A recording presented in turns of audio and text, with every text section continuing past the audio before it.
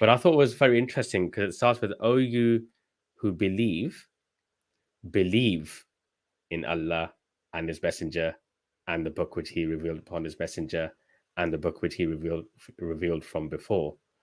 The word belief itself can be a synonym of faith. So if we try to understand the word Aamanoo as a concept, as those who are faithful or have faith. The context of believe really narrows that and takes it kind of away from the actual meaning of the root, it seems to be for me. Like it turns it into something different than having the concept of safety, security, and trust in God. Because I think one of the things that we get quite stuck with as an idea is this concept of labels, right? If we're not at peace with, for example, something that we're not sure of or that we don't know, then it's as if we're denying it. So this is where kufr comes into play again as well. So I think we have to be accountable and not deny things as they are and be at peace with it in order to overcome it. So we don't just deny our problems and reject them and hope they go away. We actually have to understand it and be at peace with it, which I think is the first stage before we actually become capable or trustworthy enough to overcome our problems properly. The application of this one part of the verse is quite profound, isn't it? It always is when you actually take the time to go into it a bit. You always find far more deeper meaning and understanding in these verses. It's the most beautiful thing about the concept of you can never learn your deen in a day. It's going to be a lifetime lesson. You know, every time you read it and study it and look into it a little deeper, you learn a little bit more and you learn to see deeper and philosophize and try to see the bigger picture than more than just the surface that's been given to you. Gosh, I've been missing this. It's been I can't remember. It was definitely at least 6 months ago, wasn't it? That we must have done the last one. It was a long time ago. Maybe even longer it's than been that. a while now. It's probably been closer to a year, if not more. Do you think? Coming up. So shall I? So I suggested the verse that we were going to unpick today. Shall I just describe what it was about this verse that actually got me quite intrigued about it? Not that any verse is not intriguing, but this one that I came across, and I thought this is one I think which would be worth us unpicking together. So let me just share my screen. Yeah. So the interesting thing about this one, which I found, which I thought would make it worthwhile us doing a study session on, was this is addressed to people who are Aamanoo. Ya ayyuhalladhina Aamanoo. And the next word is Aminu, which I thought was very interesting. It was chapter 4, 130. 136. Yeah, okay. Make sure I was on the right. Yeah.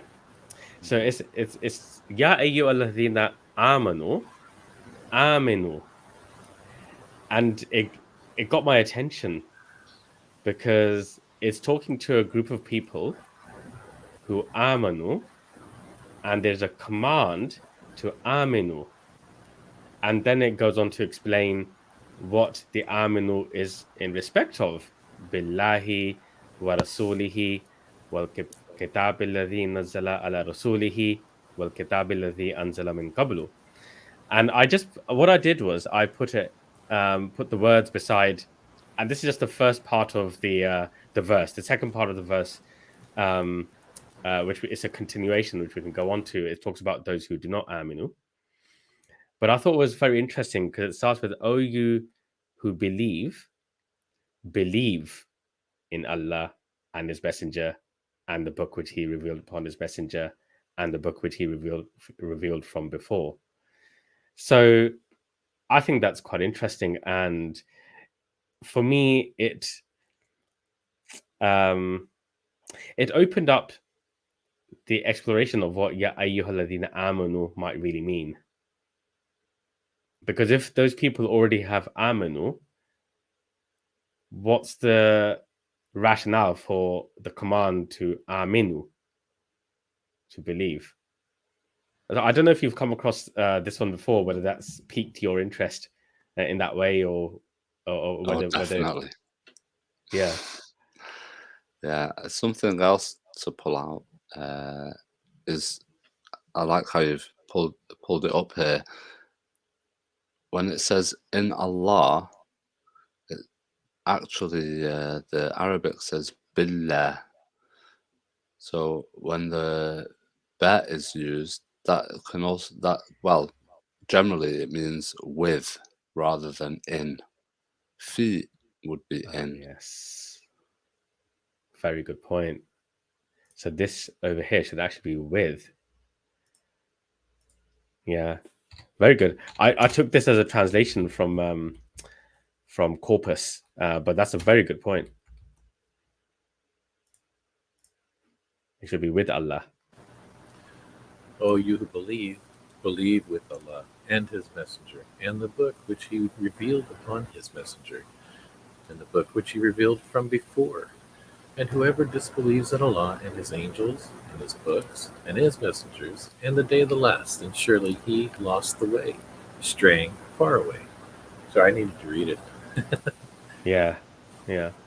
But do you see why this is so interesting? Because it's referring to a group of people, a certain group of people, which, by the way, I believe the phrase "Ya ayyuhalladhina amanu" is mentioned 89 times in the Quran. So it's a group of people, and it's giving them an instruction to aminu. Have you determined the group of people referred to? Is it always pertaining to a group of people that's now, or a type of people or group of people from within each time the message has come? In other words, it's because it's, if it's transcending and the message is transcending, then it must. I'm going to guess, but I'm going to have to do my research based on what you mentioned. You said how many times it was mentioned in there? 89 times. So in all 89 times, is that group of people being referred to? Is there one where it's referring to a group of people during the time of Moses, and during the time of Abraham, and during the time of et cetera, et cetera? Because then it helps. It does help in the overall picture, knowing that it's referring to those within all the population. There is a group of them who've gone to this point, and it's not isolating them as quote unquote by religious affiliation, but by the instructions given here. The word belief itself can be a synonym of faith. So if we try to understand the word Aamanoo as a concept, as those who are faithful or have faith, because belief, for me personally, belief is something quite personal and not something that we can necessarily measure in one another. So to say all those who believe, it would leave a lot of room for contention to start scrutinizing one another in terms of, oh, do you believe, or who believes? This is something that we can't necessarily make tangible. Right. However, faith is something that we express in things, like we either trust in something and move forward with it, or if we don't have faith in it, we don't trust it, or we're not necessarily convinced by it. So yeah, doubt. Yeah. Can I add to this? Mm-hmm. Alif, mim, nun. That's the root word for Aamanoo. And in the concept of that, in the root word definition, it starts with become, feel safe, secure. State of security, safety. Trust. Become quiet, tranquil in heart and mind. Become free of expectation of evil or free of an object of dislike, hatred. Promise, assurance of security, safety. Become trustful, faithful, confident. To believe, acknowledge it. Manifestation of humility, submission. And then it goes on, it says, Amina became safe, considered oneself safe, trusted a person. And under Aamanoo, it says they are in safety. So uh, it could be taking on a whole different meaning, looking at it this way. Oh, you who, you know, take safety and security in this understanding, do it with Allah.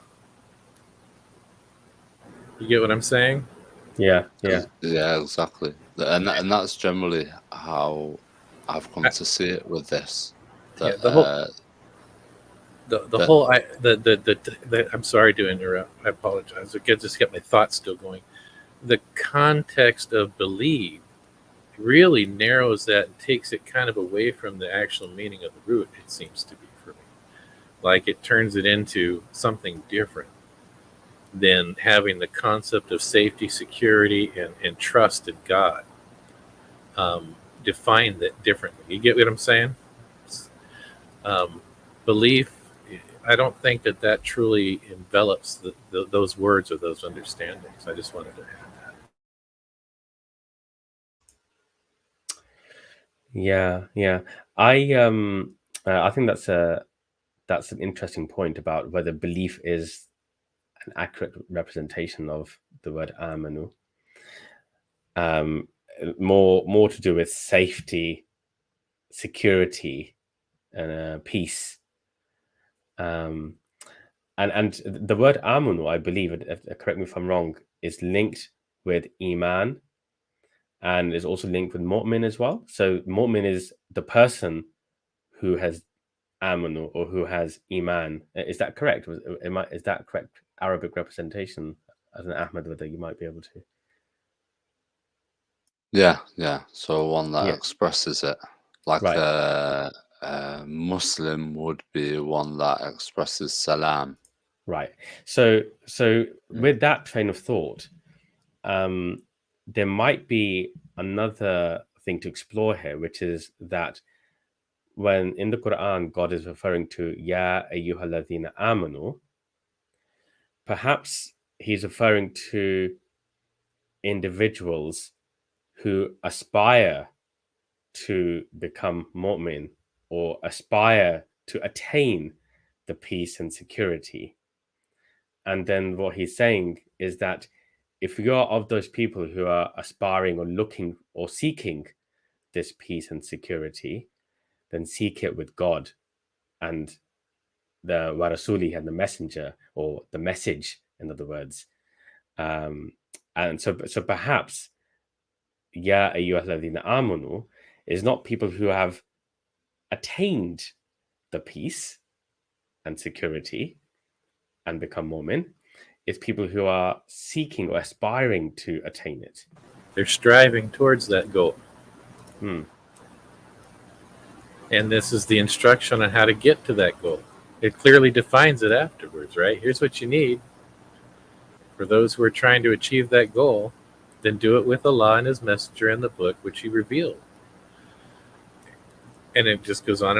And then I believe the next verse after has more context to add to that. But, the point there, I think you're accurate in that. Yeah, and one of the reasons why I thought this might be worth exploring, whether it's people who are seeking this outcome, is if I may also share verses 49, 14, and 15.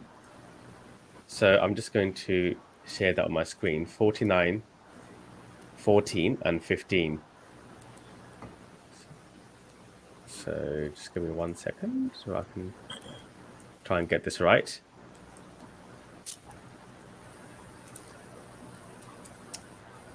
I can read it if you want. Oh, yes, please. Say the Bedouins, we believe. Say, not you believe, but say, we have submitted, and has not yet entered the faith in your hearts. But if you obey Allah and His Messenger, not He will deprive you of your deeds anything. Indeed, Allah is oft-forgiving, most merciful. Only the believers are those who believe in Allah and His Messenger. Then, no doubt, but strive with their wealth and their lives in the way of Allah. Those are the truthful. Yeah, that's beautiful. Because if you look at the words here, it's saying qalati til a'rabu. So a group of people, a'rabu, they are saying something. They're saying amanna. So they're saying we believe, or we have, peace or security. Qul, say, lam tuminu. So the Prophet is being asked to say to those people who are claiming that we have iman, that no, you do not have aman yet, you do not have iman yet. Walakin qulu aslamna, but say we have submitted. So perhaps here there is a stage to go through before you can attain this amana of aslamna, of submitting. So you submit yourself to something, and only then, once you pass through that phase, you then attain amanna. Because it says here, walamma, and has not yet, yadkhuli, entered, al-imanu fi qulubikum. The iman has not entered your hearts yet. But it's saying if you submit, then over time, perhaps it will. It says, but if you obey, وَإِن تُطِيعُوا اللَّهَ وَرَسُولُهُ لَا يَلِدْكُمْ مِنْ أَعْمَالِكُمْ شَيْئًا. So if you obey Allah and His Messenger, He will not deprive you of your deeds. So I think perhaps what God is saying is that if you aslamna, so if you submit to the commands and guidance of God contained in the message delivered by the messenger, then you will not be deprived of the outcome you're seeking, which is the peace, the amanna, the iman. So I wonder whether this is describing phases that we go through. It starts with aslamna, and then you achieve amanna or iman. Because the next, as you just recited, Mike, it says, innamal mu'minuna. So here it's talking about people who have iman, who have amanna. Innamal mu'minuna alladhina amanu billahi wa rasulihi thumma lam yartabu. And here's coming back to Mike, Ahmed, what you were saying, that you were talking about doubt and conviction. And it's saying is that the true mu'min, those who have iman, are those who believe in Allah and His messenger without any doubt. But that doubt doesn't come blindly, it comes with effort. And it says, wajahadu, the effort, bi amwalihim, wa anfusihim, so with their possessions and their entire selves, fi sabilillah, in the way of the Lord. Ulaika humus sadiqun, they are the truthful ones. So if they say we are mu'min, then they're truthful. Not the people who just claim outwardly, oh, we have iman. And therefore, going back to what we were discussing, I wonder whether, again, when it says ya ayyuhalladhina amanu, and then it's saying aminu, it's saying if you're striving to that peace, that security, then you need to attain no doubt in the path of God. I'd also like to add. Oh, go ahead. I was just going to add, like this, where you jahidu, strive, seems like to this is like something to keep that iman. It's not something that you get and you're done. You're always going to be pushing to reach a better position. You're constantly trying to improve yourself.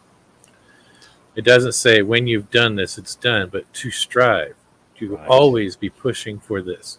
And I'd also point out, with their wealth and their lives. So what if you only did one or the other?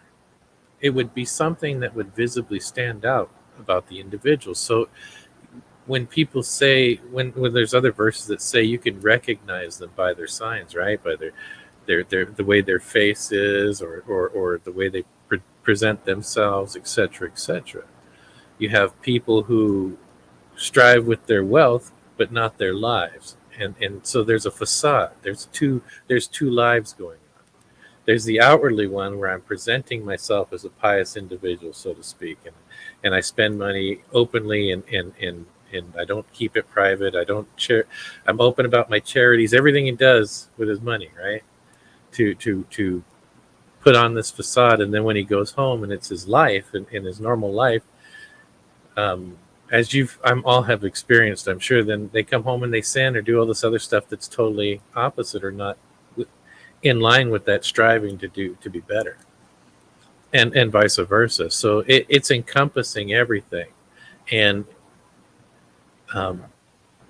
because when you're fully encompassed in it, then those are they who are truthful. How do you know that they're the ones, right? It's because all their actions and their behavior and the way they do things, you'll see it.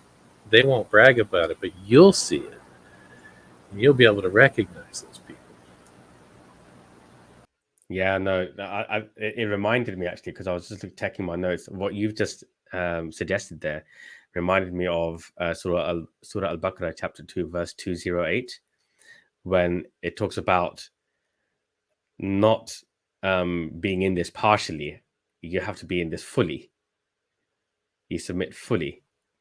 Let me just see if I can bring that up. I think it's 2208, isn't it? Here we are. Ya ayyuhalladhina amanu. Here's that phrase again. Udkhulu, enter, fisilmi, in this, in Islam, salam. We just spoke about that. Gafatan, completely. So it's everything. It's not just, as you say, doing it partially, not doing it with your wealth, or just doing it with your wealth, but not with yourselves. And so I think it's saying that if you are to be mu'min, if you are to achieve and maintain iman and experience the peace and security, then it's enter into this submission fully, completely. Yeah. Also, kafatan could be seen as like sufficiently. Right. So it should be sufficient. Oh, that's true. Yes. Not something that is like, I don't know. It doesn't seem like something that is unreasonable. For example, it should be sufficient. The salam should be sufficient when you answer. It shouldn't be like you say, completely also fits here.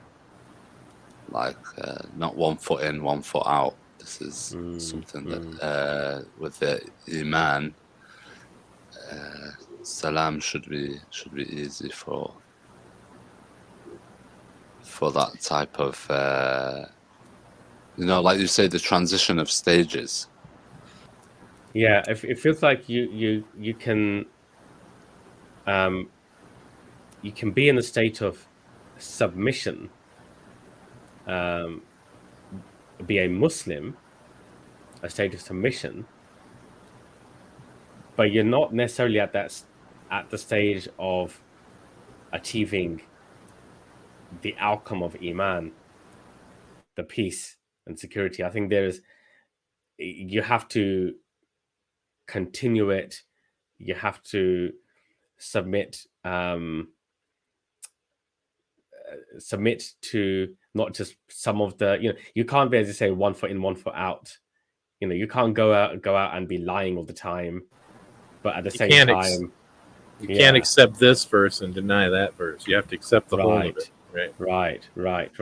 So you have to do all of that, be in full submission, and then you achieve the state of mu'min, and you experience the outcome of iman, the peace and security. Yeah. Yeah. I see as-silmi is like more related to being at peace. So how I see that personally is those who Aamanoo just enter in the peace sufficiently. So for example, something that I've not reached Iman yet, I need to come to peace with that. And like it says in the other verses we were looking at, return to Allah and His Messenger in order for me to then achieve another level of Iman. Once I'm at peace with, what I'm contending with, so to speak. Right. Yeah. Looking at the breakdowns of Aamanoo, A-A-M-A-N-U, it says, I shall trust. And Aminu, they are in safety. You, Aminutum, you are in safety.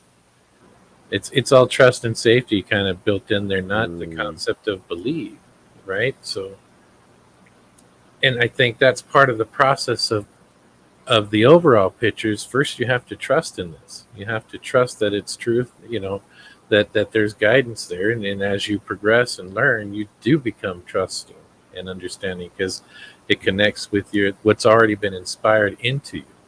You recognize the truth. That's what the other verses say, right? There's other verses. If you take this guidance, you will recognize the truth because it's already within us. So we start reading this, we start taking it on, and we start trusting in it and accepting it and utilizing it and applying it. And that's, as we continue to do that in the whole entirety of it, then we become what the concept of a believer at that point, right? I think we're saying the same things, just in different aspects from the way it comes across. Yeah, and I've always had in my mind that trust, and let's say belief, if we use that term loosely, is the most common translation. But trust, I agree, seems much better, a much better translation. You will never achieve that trust or belief blindly. There is something to be done. Because as we saw in the previous verse we're looking at, it's about there being no doubt in Sabilillah, in the way of God.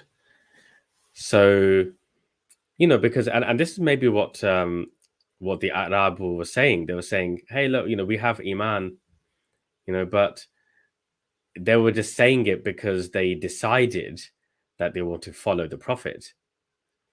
But God is saying to the Prophet, tell them, but it's not entered your hearts yet. It's not really part of your natural way of living. It's not. I think Ahmed, once we were discussing qulub and you spoke about pulse, if you remember, and that's really struck me. I thought it's not part of your day-to-day pulse. That's not your natural way of living at the moment. So you're not applying anything you've learned yet. Yeah, you're not applying anything you've learned yet. So you haven't achieved that yet. You can outwardly say that I have Iman, I've trust, but you don't really have that trust because it's not in there yet. Right. It's a decision you've made. So maybe you've decided to submit to aslamtu, but you haven't achieved that yet, the Iman. And so something needs to be done to achieve that.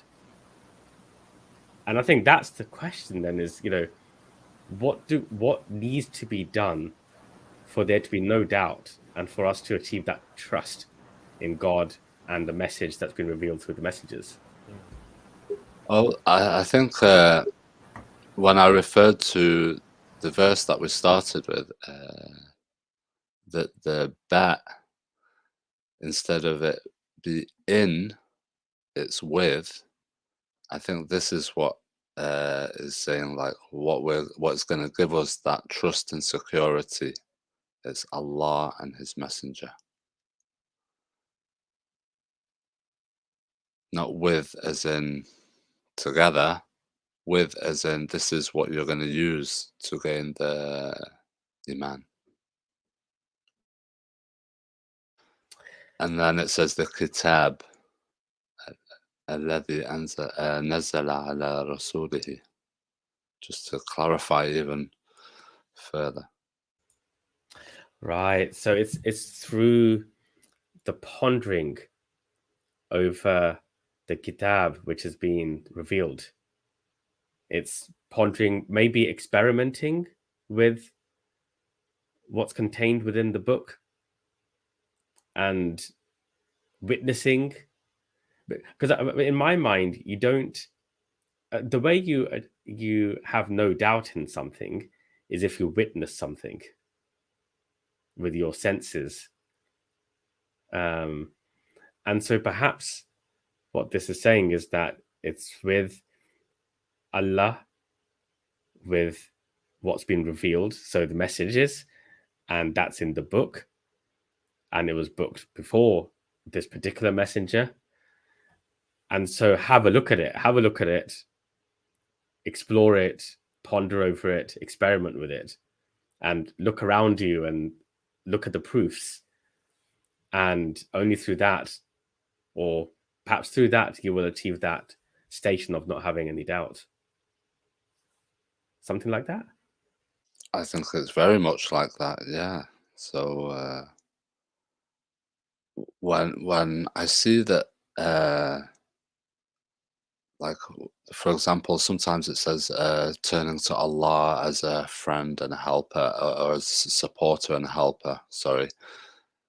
I see that as extremely personal. I see that as beyond, the message or the book, or I see this is within the fabric of the essence of all of creation. So turning to Allah for me isn't something where I have to turn to something, anything in particular. It's literally that personal connection that Allah has with His Creator. So beyond that, it says the message and the book. So for me, when it says the message, it's the things between what is written in the book and my relationship with Allah. So I can reference, my experience in life, the knowledge that Allah has given me, my sight, my hearing, my abilities.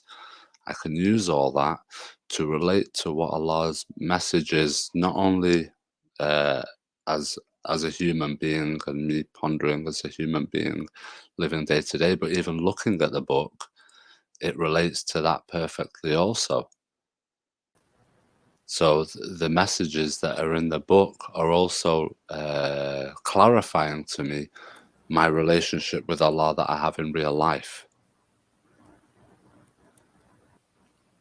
so that I can be a witness of the messenger myself, or the message, like that. I actually have an interaction that's beyond the physical book and the text. It's something that is processed with my mind, and it's as if it's compatible with my essence and my experience of what gives me understanding and knowledge, so to speak. Maybe another layer to that is that the book acts as the reminder, right, of the experiences that you're having in your day-to-day lives, that as I say, the relationship you have with reality.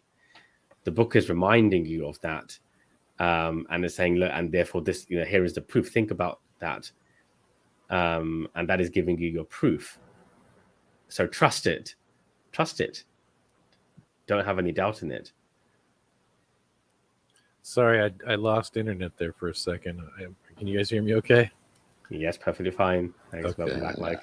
I wanted to add to this with the root word definitions applied and see if it's the same meaning. I think it kind of follows the same concept there. But you who, it's Aamanoo, right? You who shall trust. And then it says, Aamanoo, they are in safety, the concept of safety and trust. So, oh, you who trust, you are in safety with Allah and his messenger and the book which he revealed upon his messenger and the book which he revealed from before. And whoever disbelieves in Allah, see, yakafur, the complete opposite of the concept, but I would have to look at that, or distrust maybe in Allah and his angels and his with books. again. Right, with that's what I applied. Distrust. Oh yeah, because it is billahi, right? In Allah and his angels and his books and his messengers and the day of the last, then surely he has lost the way, straying from far away. So there's the concept there, right? What does that mean? That last part, that kind of defines what it means in the beginning of it. It helps us to better understand what they're saying in the beginning of the verse. That's a very interesting one. So kafaru is the opposite of Aamanoo, per this verse, right? The way we've just you just read this is the opposite. Right. Synonym. The root is kafara, to conceal, to cover, to reject, to disbelieve, to be thankless, unthankful, ungrateful, to disown, deny, faithless, black horse, dark night, tiller, farmer. Perhaps it should be noted that its primary meaning is to cover, conceal, hence farmer, with active conscious intent. From this is born to reject, disbelieve, because this is a conscious decision made by a person.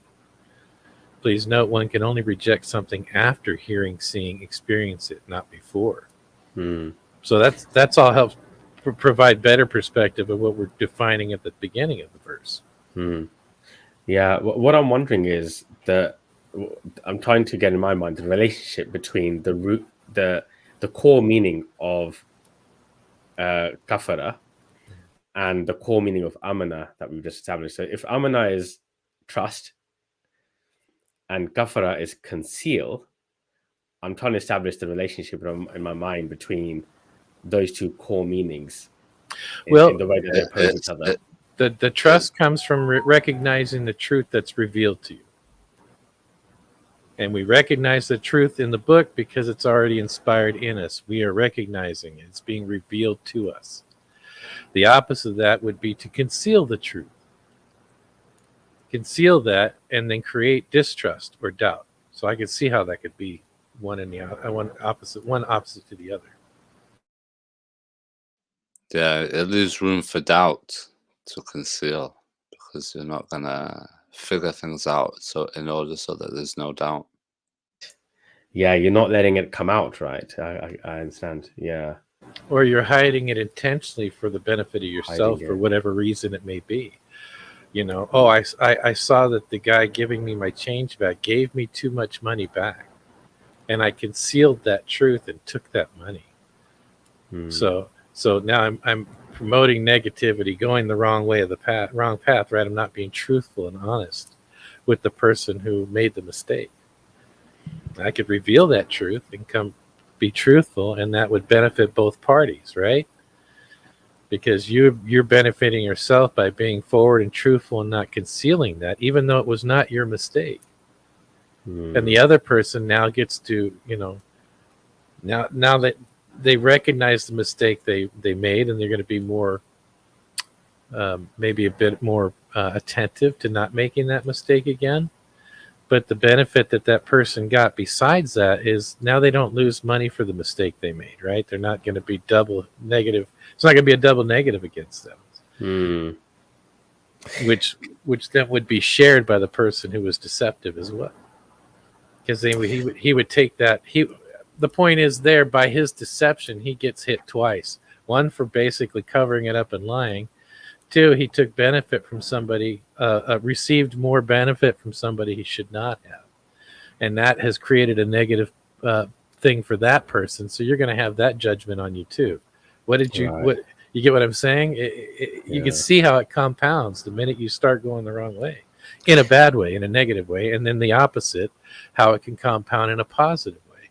If you did the right thing, if you were truthful and didn't cover it up. So you've just given me another thought. If you allow me to just express this thought, which may not go anywhere, but I'm going to express it given we're having an open conversation. So, Ya ayyuhalladhina amanu, we said the people who trust, right? With the example that you've just given us, Mike, what I'm thinking is there a possibility this actually relates to people who have been entrusted? So, Yes.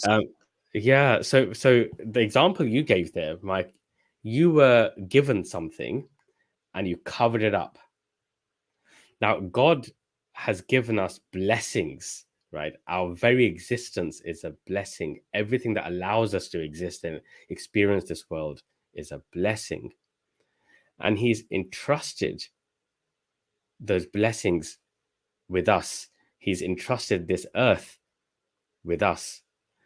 And so I wondered, and just that example you gave me just triggered the thought in my mind. Maybe this is about people who've been entrusted the earth and God's blessings and this life, and the opposite people. So either you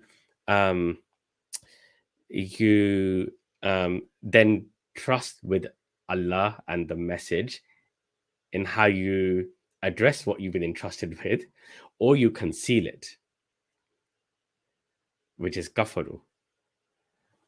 This may not go anywhere, but No, I mean, it's the same thing that's going on in my head, because now you're envisioning it in a much more encompassing, all mankind kind of scope versus the individual scope.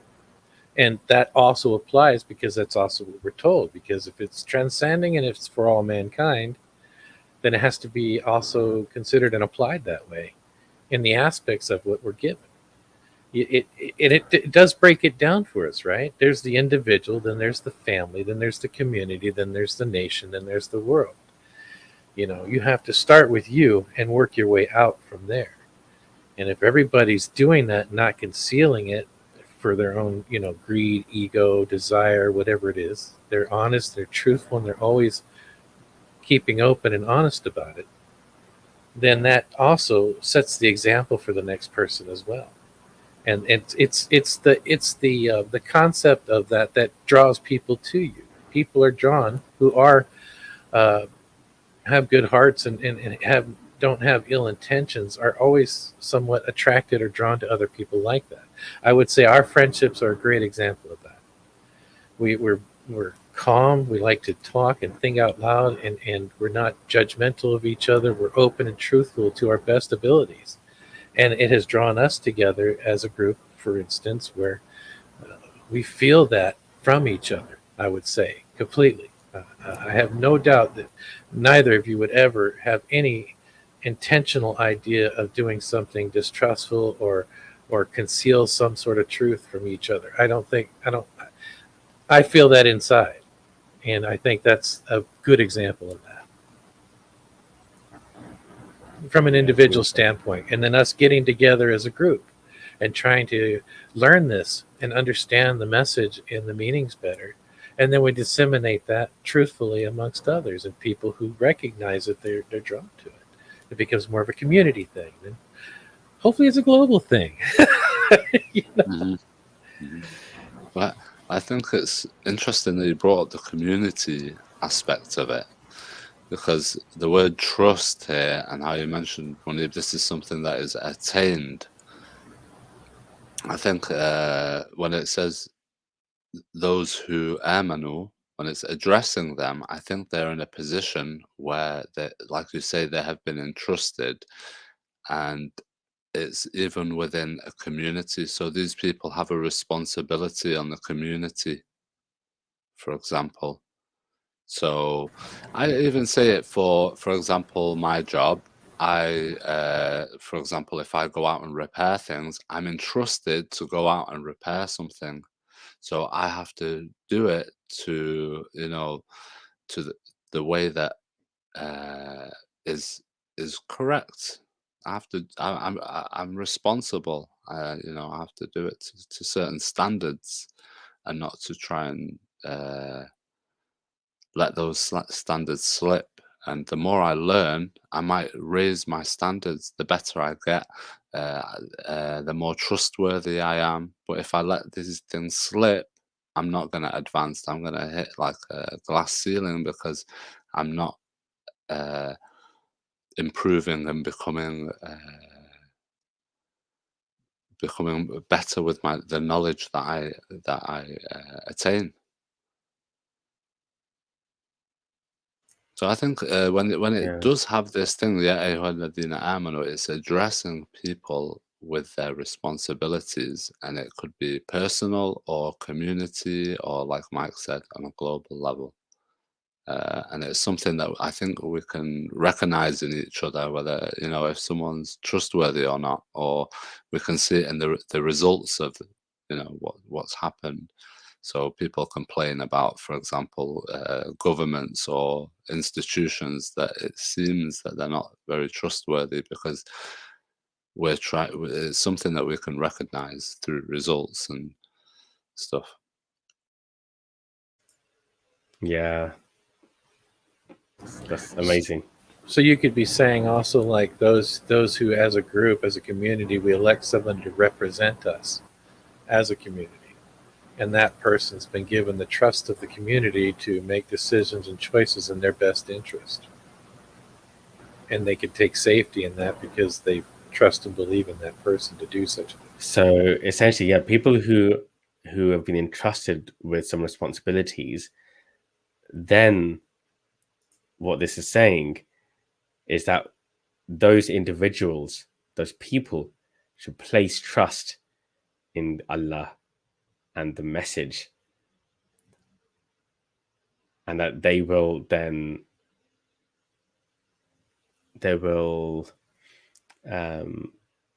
attain the outcome that's expected of them through that trust, right? So because it's interesting, actually. Gosh, this is something else now which has come to my mind, Bess, with where you've just taken this now.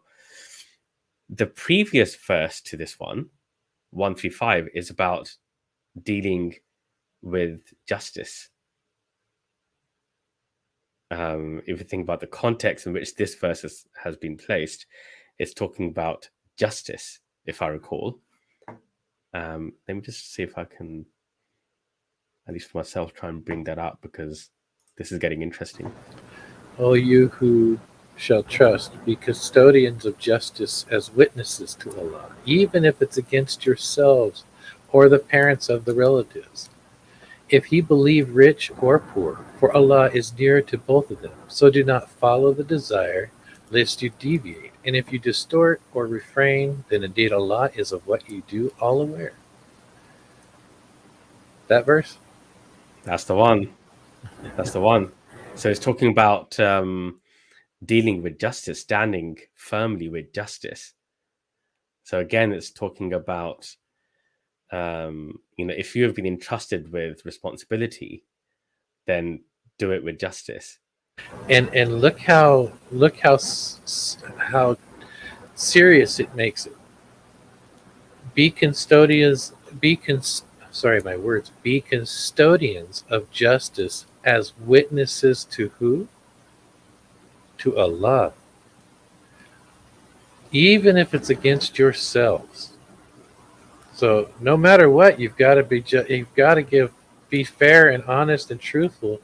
Even if you've made your own mistakes, you still have to be honest and truthful about it, because you're going to be a witness against yourself to Allah on the day of judgment.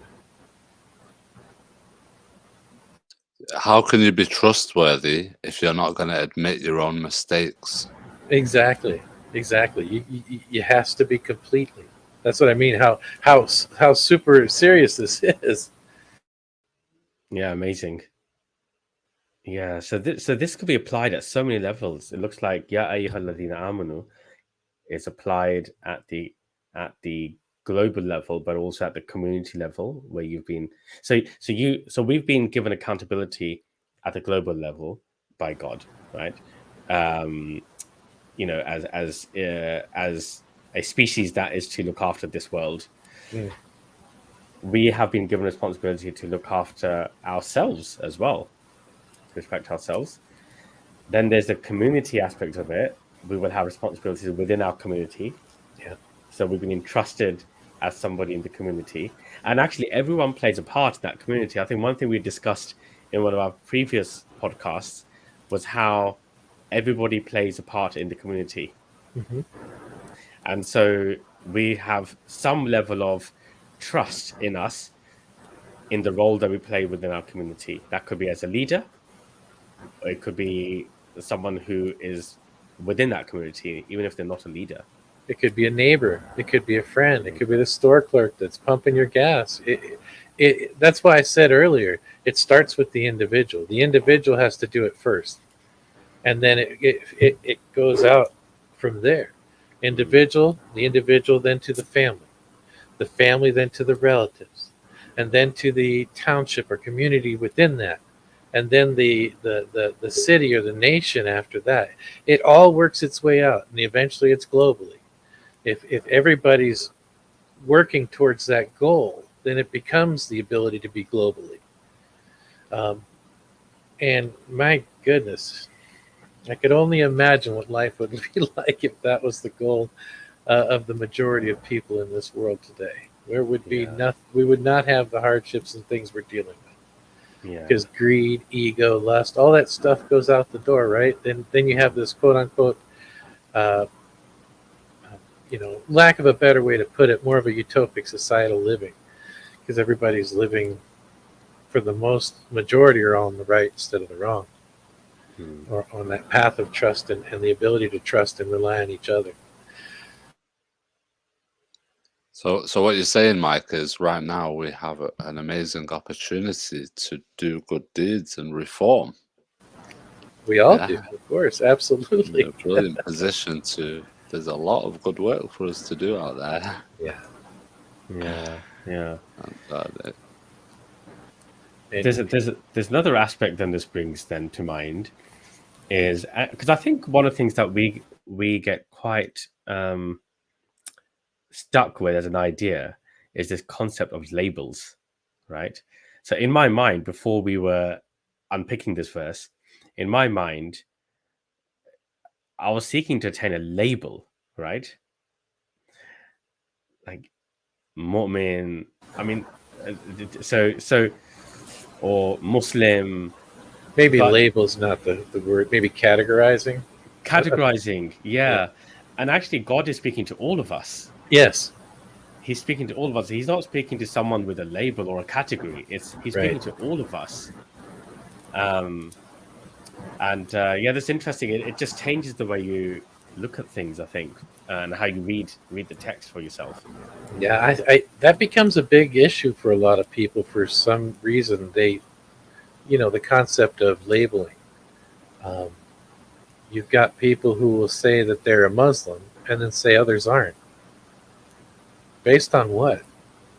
What were they using to identify this?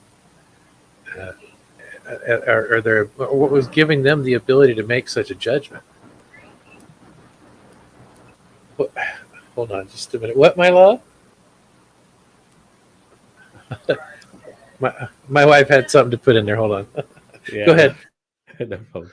But it seems that even amongst Muslims, different people have their own idea of what this Muslim thing is, who is a Muslim, who isn't a Muslim. One scholar might say these people aren't Muslims, but other scholars say no, they're Muslims. And right. I think in all that confusion, it can take us away from what the Qur'an is actually saying, and in terms of what is actually a Muslim. And I think it's really, really simple in terms of what the Qur'an says, and being Muslim to Allah, and that's basically it.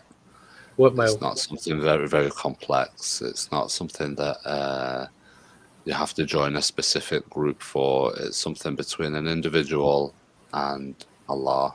It's not something, necessarily we have to prove to one another. I think between each other, the only way we can necessarily tell if someone is behaving as a Muslim is if it's safe to be around them, basically. Again, going back to trust in that, right? that goes back to trusting the individual. My wife was making a point based on the comments I was making earlier from experience. Somebody, she has a friend who said, "Oh, look at that person over there, a person who would consider themselves Muslim." That's not the point. That person was a Muslim, but this other person who is a Muslim said, "Look at her. She's drinking. She's not a Muslim simply because she's drinking alcohol."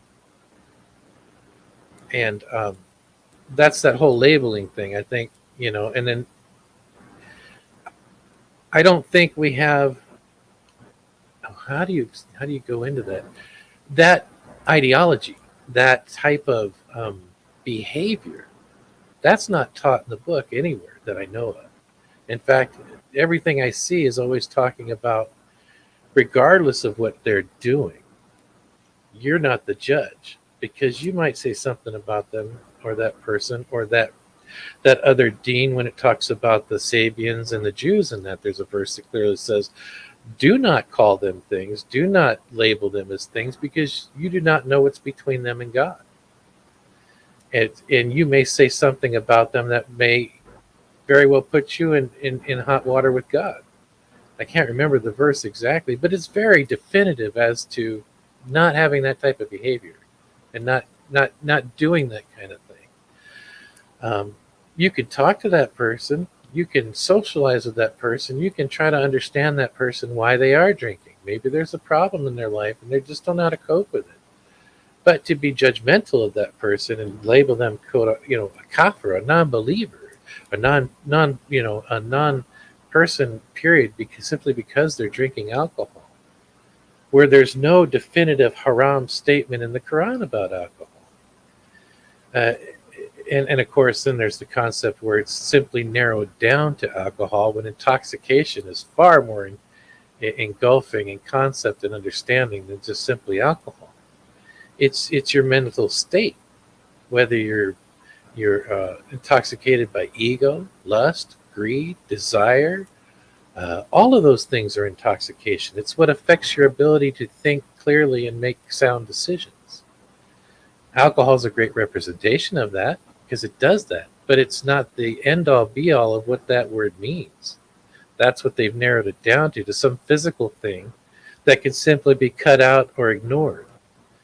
But intoxication of your mind is your own doing. If you are fulfilled with lust and desire, you're going to be intoxicated. Your decisions are going to lead to whatever gets you to that point. And you're going to make not good decisions. You might take advances on a girl where if you weren't intoxicated by that, you wouldn't do that, or vice versa. I think it's those misconceptions, those labels, like you were saying, about making the concept of intoxication simply labeled as alcohol and drugs, right? You narrowed it down to just one little thing, when in fact it's all encompassing of your ability to think clearly and make sound decisions. I just wanted to point that out as well. Yeah, I agree. I think, as both of you were saying, we've placed our own qualifiers for what determines that someone is a Muslim or a mu'min, right? We've got these qualification questions, and if we see somebody is not doing this one thing, then you'll say, well, you're concealing, you're kafir, right? You're concealing. You're out of the folds of Islam. Yeah. And I think that's something which is coming through with this study we're doing today, isn't it? That, in terms of what Aamanoo is, it's something which you as an individual are being encouraged to pursue in your life, right? It's something, you've been entrusted. You have been, in some shape or form, you've been entrusted. So now you can't say, oh, you as a person, you've not been entrusted. I mean, who are we to determine that? You have not been entrusted. And we give them a label, say, well, you're not a Mormon. Well, we could be in the position if we have clear proof. So, for example, someone who steals, we could then say, okay, now we can't trust you to this extent. Let's do something so that you can earn that trust back, maybe. So I think the way the Quran encourages us is to, if we're going to say something about somebody, we need proof and evidence, and it needs to be clear. And again, as someone who studies the Quran, we could always refer back to Allah and the message in order to bring clarity on these things. So to brand this word about like kafir or non-believer, I think without evidence, it itself shows lack of trustworthiness. That's a good point. I mean, because, first, what's the situation? For instance, stealing. We'll just take that as a very common one. Somebody comes up and steals a loaf of bread from your stand, your store, whatever it is. You're the seller and somebody's stealing a loaf of bread or a piece of bread from it. And you catch the individual. Do you just automatically brand them a kafir and put them in jail? Maybe have some compassion and ask them why they stole that and see if they tell you the truth. I'm hungry. I have nowhere to live. I didn't have anything to eat. It was the only thing I saw that I could eat. That's where my head was. The only place I could find something to eat was to take that bread from me. Well, now you have a situation where the person was stealing from you, which is a bad thing, but they were honest with you about their situation, and they're in a situation where they've got very little control or ability to pull themselves out of it. Now you as the individual, the store owner, have to weigh that option, right? What's the right thing to do? Hey, I understand. Next time, come ask me. I'll be glad to help you where I can. Maybe I have some bread I can give you. You know what I mean? Build that trust between you and the individual, because you understand that individual's plight and where they're at. And by doing that with the individual, now the individual feels that they have somebody who they can be forthright with and trustful with as well. And there's an opportunity where if they're still on the streets next week, and they can come up to that store and say, hey, remember me? I'm sorry to ask, but I'm still hungry and I have no food yet. I mean, myself as a store owner, I would most assuredly give them the food. But then I would also try to go beyond that. Hey, do you want to earn some money? I sure get tired of sweeping the porch out here. Maybe if you come here once a day and sweep the front area in front of my store, you can earn that food, build that character up, give that person confidence to be able to go out and reestablish themselves in the world by making simple choices like that are all within line of the book and what it teaches us. And those are those charitable moments that don't have to be monetary. Those are those charitable things that don't have to be physical. That was mental. That was all just giving a person the opportunity to be respected as a person, not a thief. Be respected as a person, not a homeless person with no place to live or nothing. You gave that person the respect of being a person. And you gave them an opportunity to explain themselves, and you gave them an opportunity to make it better. And that's improving yourself as well. I just wanted to add, though, to the verse in the concept of what I was talking about earlier, if that's okay.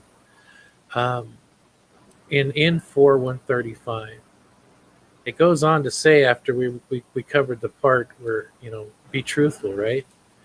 Even if it's on yourself or your parents or your relatives. Even if he's rich or poor, Allah is nearer to both of those, right? The rich and the poor. So do not what? Tattabi'u al-hawa. Follow what? The desire. Remember, I was talking about intoxication earlier, right? Desire is an intoxication. I desire more money. I desire more women. I desire more happiness, whatever it may be. That's intoxication. And it can lead you, as it goes on to say, you deviate. And if you distort or refrain, then indeed Allah is of what you do all aware. It doesn't say the people around you. It doesn't say the people judging you. It's taking it back to the ultimate source and the person who you're going to stand in front of on the day of judgment and have to deal with all of this as your eyes, your hands, your mouth all testifies for or against you.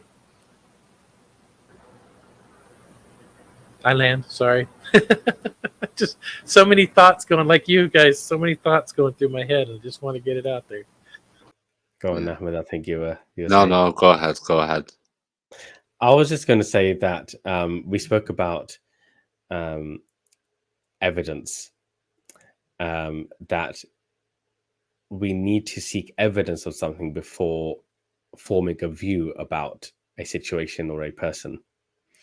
And that again reminded me, we just looked at, I think, earlier today, we looked at 49:15, where God is saying that even with respect to God, you have to achieve a situation where you have no doubt in God and the message.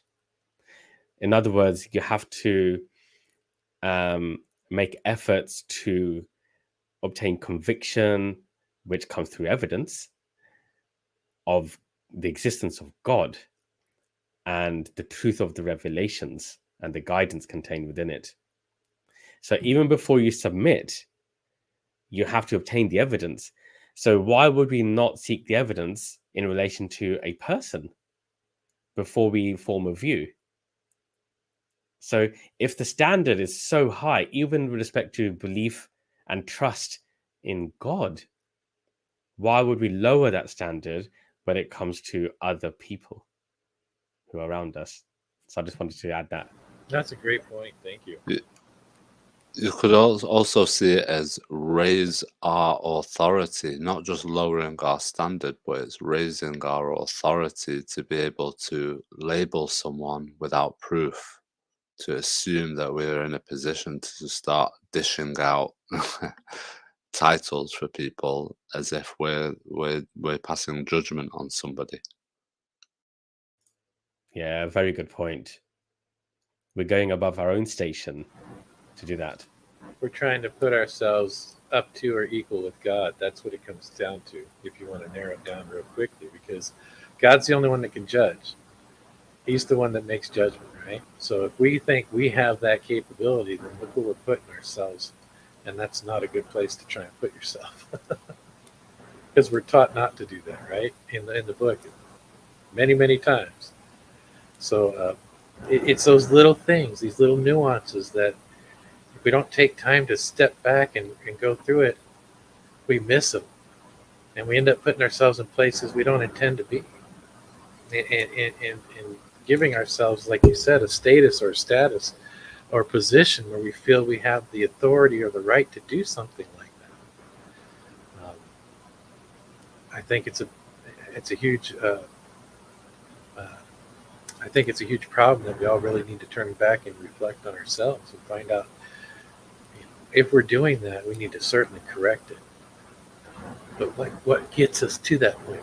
What leads us to think we can do that? I think it goes back to the beginning, what we talked about, where it's because people have been covering the truth and have been hiding the truth and want us to be on this misguided path. And I could, take that into the general consensus, or the way things are done typically by talking about a standard Arabic to English translated book. The person typically translated is biased in his belief and understanding to one particular ideology, say Sunnism or Shiism or things of that nature. So in the translations, they're often biasly translated to follow a particular ideology from within it. We're not accepting those, or we're not reading and studying and translating and understanding these books within the confines of those blinders that they have. We've taken the blinders off, so we're going through every word. We're trying to understand every word based on its most basic meaning and understanding, and that's what starts to bring out the truth in the book, in the translation. And then we recognize that, oh my God, all that deception, all that misguidance that's been, put into the English translation is what makes or leads people to have this path that's not on the right path. I'll end there. Yeah, I think it becomes more inclusive than exclusive. Right. It becomes more all mankind instead of all Muslims. Exactly, and it becomes more relevant and Inclusive. I think people should encourage within each other to progress and respect education and knowledge, but also at the same time, the information we have today, we should also understand that later on it might be irrelevant. We might be irrelevant. We shouldn't try to establish something that has to be carried forward on through generations. I find that what I get from the Quran empowers me as an individual and encourages the empowerment of other individuals rather than for me to go out and use this sense of empowerment to use that against people or of some sort. It's actually humbling, and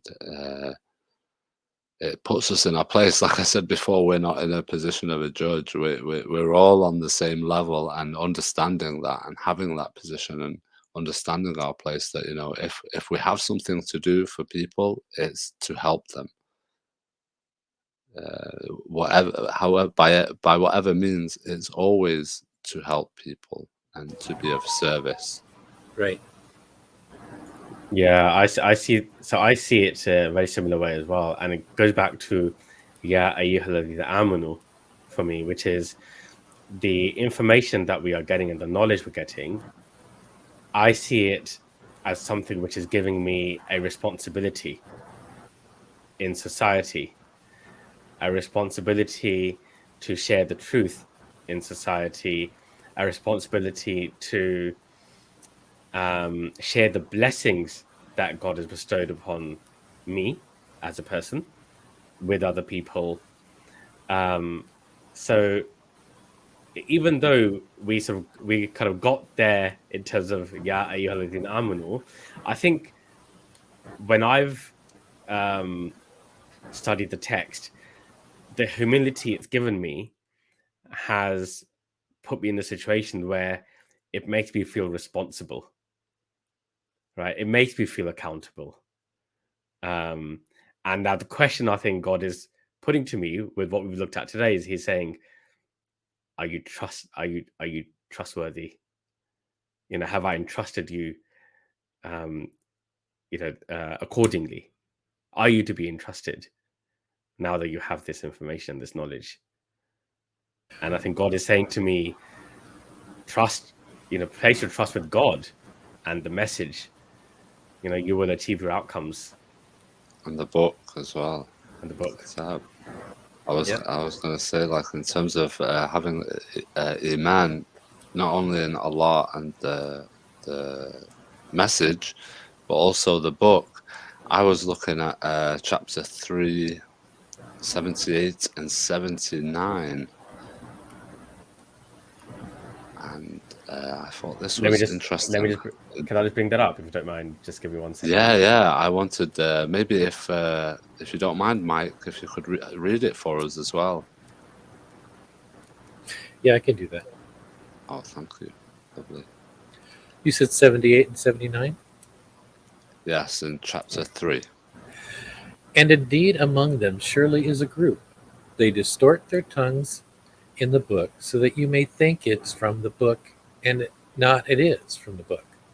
And they say, it is from Allah, but not it is from Allah. And they say about Allah the lie while they know. Not as for a human that gives him Allah the book and the wisdom and the prophethood. Then he says to the people, be worshippers of me from besides Allah. But be worshippers of the Lord because you have been teaching the book and because you have been studying.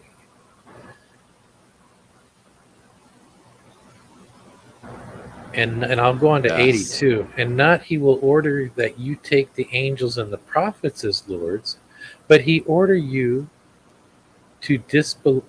Would he order you to the disbelief after you have become Muslims?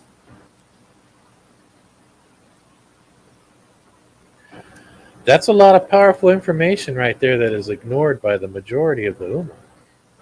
Yeah, well, this is, it's also, if you look at the beginning of 78, it's bil kitab. And then, With the book, right?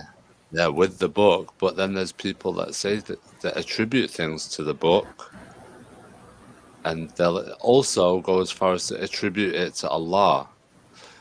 And then in the next verse, it says, it's not for anyone who's going to bring you the book to say, oh, worship me. It's because we bring the book, like literally, in terms of being convinced that the Qur'an is a book from Allah. Personally, I don't know how to take this with someone other than to give them the book and say, study it for yourself, because it says it best itself. I haven't got the words to trying to convince someone better than what's actually in these verses. Wow. I just saw So, something else too. yeah, go ahead. 379 is pretty intense here. Not is for a human that gives him Allah, that Allah gives him the book and the wisdom and the prophethood, that he says to the people, be worshippers of me from besides Allah, but be worshippers of the Lord because you have been teaching the book and because you have been studying it. So it says any human that Allah gives him the book, the wisdom, and the prophethood. Right? That means we all have that capability of getting that information from the book. Wisdom comes from the book. What is prophethood? Does that mean that, what is a prophet? Somebody who's there to deliver the message. Am I correct? The Nabuwa, I think how I see that there is like so the book and the wisdom, and the Nabuwa I see it as Yanba. I think it's Yanba is like the. Is it? Maybe look into the root word a bit more, Yeah, because yeah. I don't think necessarily it's about prophethood. It's more to do with like planting a seed of knowledge, so to speak, or planting the seed. To be high, lofty, become exalted, elevated, to acquaint a form, utter in a low voice, sound, cry, bark, gift of prophecy, prophet, to come and go forth, to assault, come upon, went forth, brought, produce. Information, a piece of information, intelligence, an announcement, news, tidings, a piece of news, an account, a narrative or narration, a story, something that is related from one to another, an announcement of great utility from which results either knowledge or predominance of opinion and truth, eminence, perturbance in the ground earth, an evident clear way, bull, a torrent that comes forth from another land, a man coming forth unexpectedly from an unknown quarter, Naba, news, tidings, story, tell, Nabi, a prophet, the prophet, Nubuwa, prophecy or prophethood, Naba'a, to tell, Anba'a, to tell. I don't know why those both are the same thing. Yeah, I think Istanba'a, to ask or be told. Okay, so go ahead. yeah. So I said like a seed, but I think it's more what the seed produces. Sorry, yeah. So to produce something forth. Yeah, it's information that's been brought forth, isn't it? To inform, maybe, yeah. To Yeah, be well yeah. informed, to be wise and well informed. Hmm. like the one line that was in there, an announcement of great utilities, something that could be very useful, from which results either knowledge or a predominance of opinion and truth. You know what I mean? Yeah, so the Nabi is one who does the Naba'a, does the Nabuwa. So, for example, the descriptive term, I think, like I say, we can all achieve this from the studying the book. However, it's not necessarily Nabi of like the Nabi of Allah that he's talking about. It's what the Nabi did, like he informed us of. It's the results message. of it. It's the results The of it, right? exactly, exactly. And because he was given the book and the wisdom that comes from the book, and then what does he do with that? He gives that truthful knowledge and information to the people, and they'll recognize it because it's already within them. Why would what it's pointing out is why would somebody who's been given that, the book and wisdom, because the information in there clearly defines that somebody who's on that path would never say to the people, be worshipers of me instead of God. So it's defining that. But would say, be worshipers of the Lord because you have been teaching the book and because you have been studying. Right? So whoever that individual is, it's not a prophet, like you're saying, you don't see it as a prophet type thing, but something different. They've labeled it and the prophethood. That I get what you're saying, because as you read down here, the concept of a prophet would be, somebody already has all that. But down at the bottom, it's saying, no, I'm not all that. Worship God. And you say that because you've been teaching the book and because you've been studying it. The truth is there, right? So he's still learning from it too. He's not something that's something beyond a normal human being or has any capabilities beyond a normal human being. Everybody has the same capability and ability to do the same thing. So that becomes more encompassive, again, of all mankind versus the individual or a special picked out individual.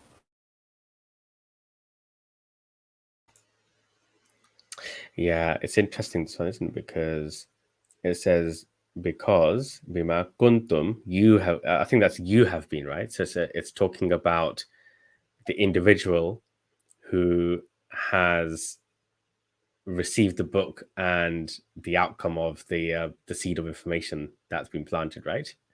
So it's talking about the person who has received that and then is passing on that, is he's dispersing that information, that knowledge to other people, to alimuna, right? So this is teaching or providing that information to other individuals. Al-kitaba, so of the book. وَبِمَا كُنْتُمْ تَدْرَسُونَ. So yeah, essentially, as you say, anybody, I think what we can infer from this, that anybody who has received the book, the information in the book, and is studying it, right, they will never say to worship or follow me as an individual, but they will say study it yourself, right? I think that's the relevance of you have been teaching the book, and because you have been studying it, so they will say study it. The proof is within the book. Don't follow me, follow the book. Right. It's Study the the furqan, book. right? Yeah. So you always have to take it back to the book. Yeah. This is how, like from the other verse, it says to trust with using Allah, His Messenger, and the book, because it's to be studied. So the book is to be used as the clear evidence. So if I'm saying to somebody just about Allah and His message, and they don't get it, really, I shouldn't say to them, "Oh, you don't know. Take my understanding. I'm the one who knows." the clearest evidence I have is the book. I have been given the book, so literally that empowers that individual then, not me. It doesn't empower me over that individual. I have to then empower them and say, here you go, here's a copy of the book that I get this understanding from. You take that away and see if that empowers you now. It's not for me to do that for them. Yes, and I also see there's a connectivity between trust with Allah, Rasul, and Kitab, because Allah is the source, right? Allah is the source of everything. So you've got the source, and then Allah has the Rasul, or sends the Rasul, right? So he's sending someone with a message, and the way that message is delivered is through the Kitab. So there's a connectivity between the source and the information that we've received. And between us, well, it's not really between us because we're connected directly with God, but it's almost like there's a connectivity, isn't there? There's the source, there's the Rasul, and then there's what the Rasul has brought, which is the Kitab, Al-Kitab. And the concept of where the prophet fits in there typically is when somebody's chosen from among the people of a group of people who don't have that information. And so he's picked out of the people because he's typically someone that the people in that community trust, or is known to be trustful and trustworthy and truthful and honest. So he's already got the characteristics of what it means to be somebody who's reached the pinnacle of being a Muslim. And so God chooses that person knowing that he will be most accepted among the people to listen to him. He's not going to be just automatically thrown out as a crazy guy, because people recognize that person. So that's where that form of trust comes from as well, in the concept of transferring the message from the book to the people who've never had it before. I think that's also shows some of that. I also wanted to point out verse 381. I think that has something that's important to pay attention to. I know we've addressed this before, but it says, "And when took Allah a covenant of the prophets," plural, "certainly whatever I have given you of the book and wisdom, then comes to you a messenger confirming that which is with you." So here we have plural prophets and singular, if I'm correct me if I'm wrong, one messenger who comes to all of them. You must believe in him and you must help him. He said, "Do you affirm and take on that condition of my covenant?" They said, "We affirm." He said, "Then bear witness, and I am with you among the witnesses." Do you see that the same way I do? Or does that look different to you guys? Well, yeah, I mean, I think this word trust is coming up in that's the thread, isn't it? The common thread, trust. Yeah.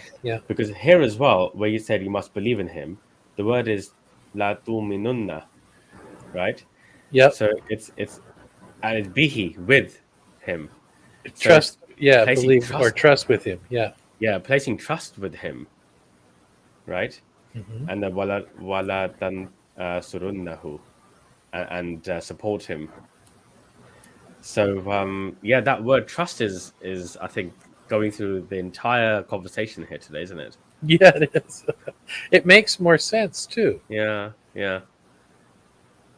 And when this talks about the covenant, any covenant requires trust, right? So وَإِذَا أَخَذَ اللَّهُ مِيثَاقَ النَّبِيِّينَ, and when Allah took the covenant or the contract and nabiyina, the prophets, so there's a trust there as well between the nabiyina and God.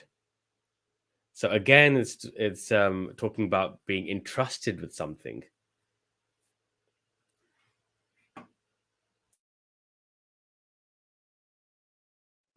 Well, the reason Oh, go ahead. I just wanted to point out there in the verse that it says he's given the kitab and the hikmah, and then thumma ja'akum rasulun, and then comes to you a messenger.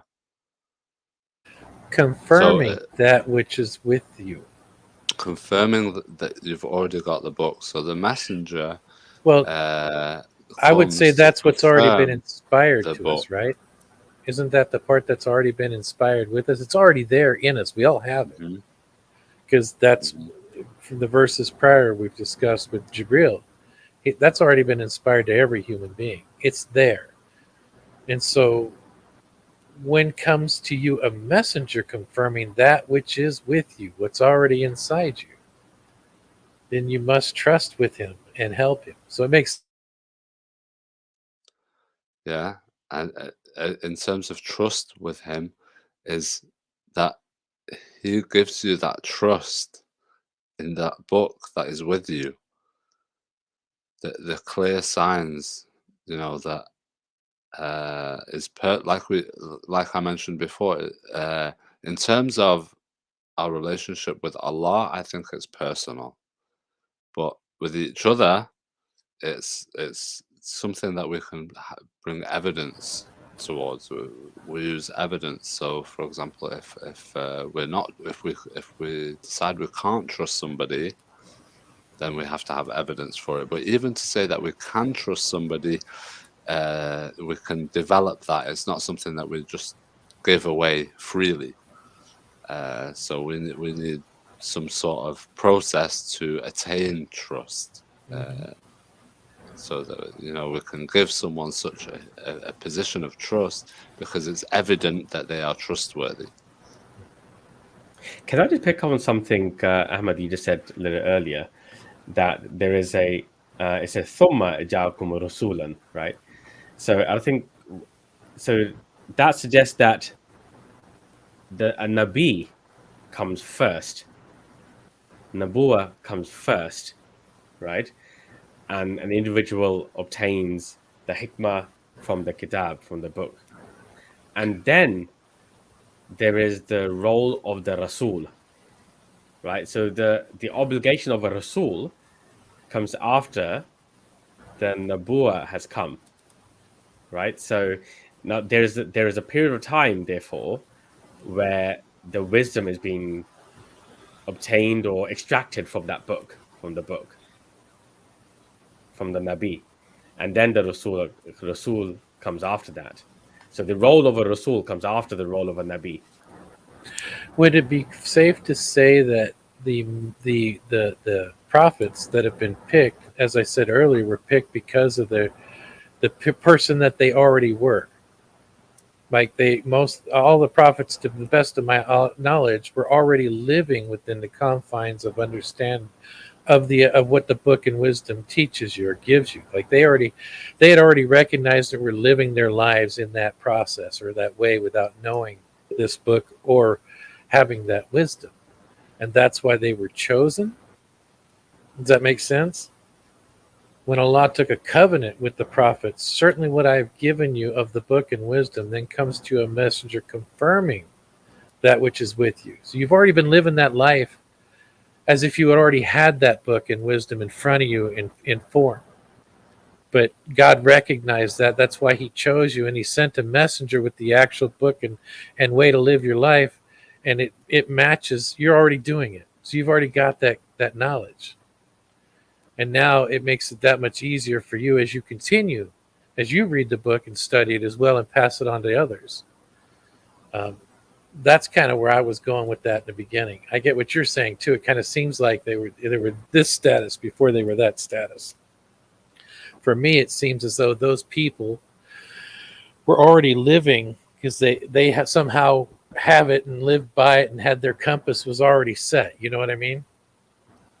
They were already living what the book teaches, and that's why they were picked among the people to be the representative of that information to them. I'll land there. Yeah, I see what you're saying, Mike. I see what you're saying. It's just confirming. Yeah.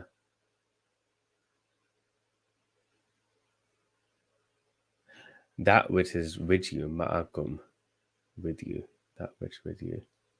So they already have it. Yeah. We all do, but they figured it out what it was and were living by it.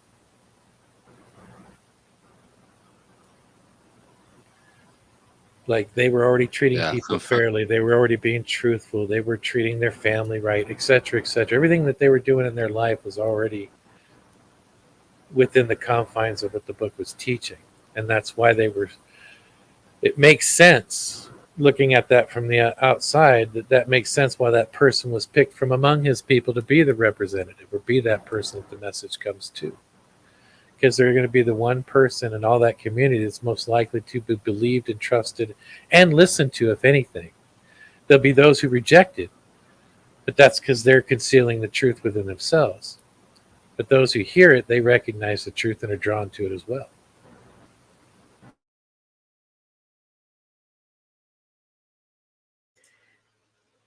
Shall I bring it back?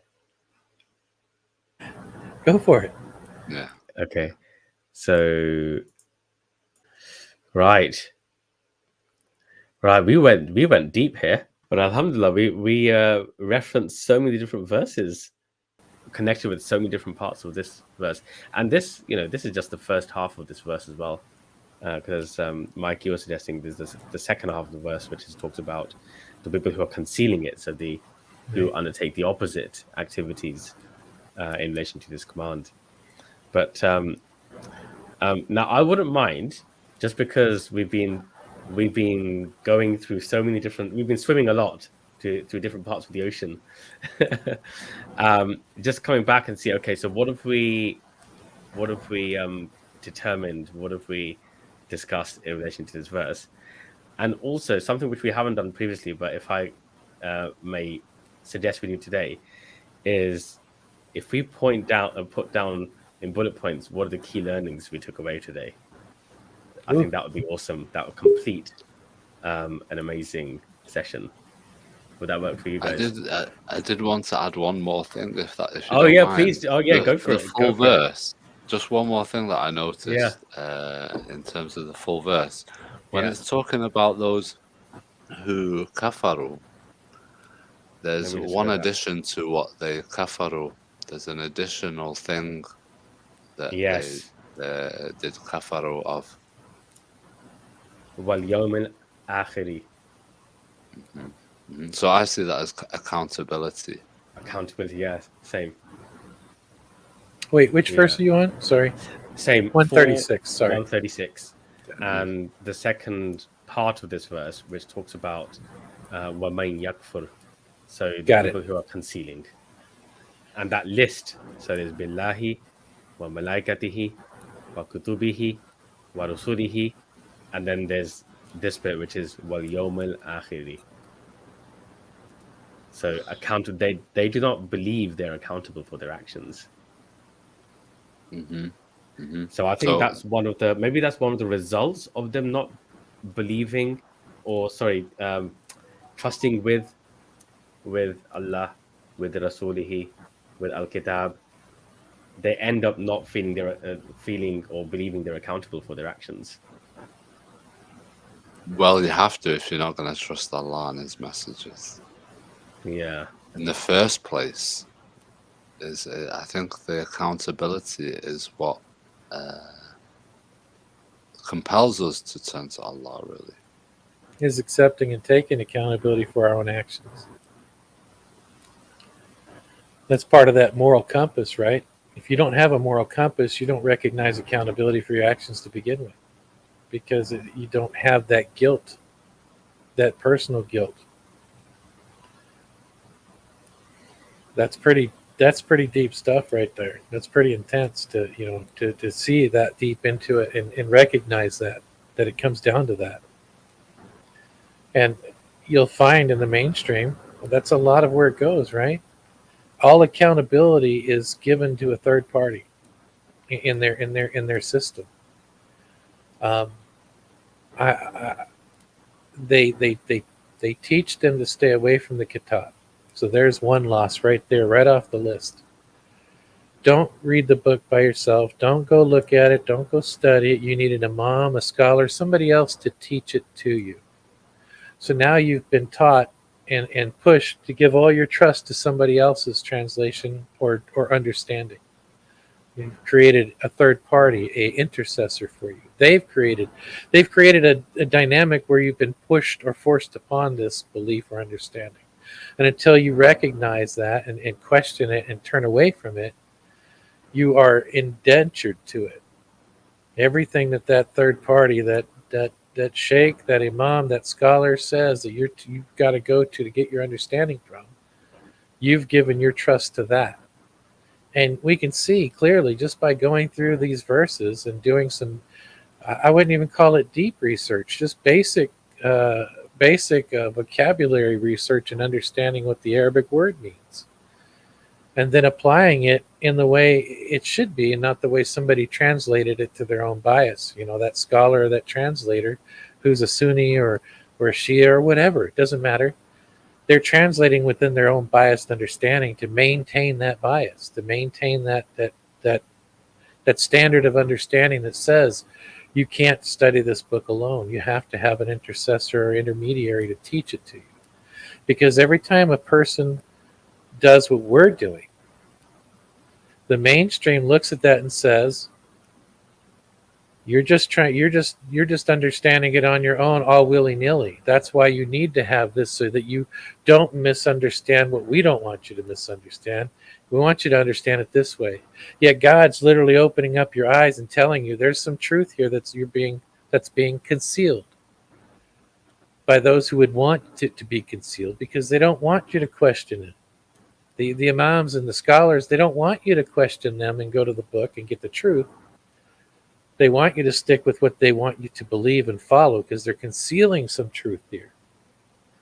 Otherwise, they would always be forcing you to the book, as God clearly shows in this verse, right? The book and the wisdom that comes with that book.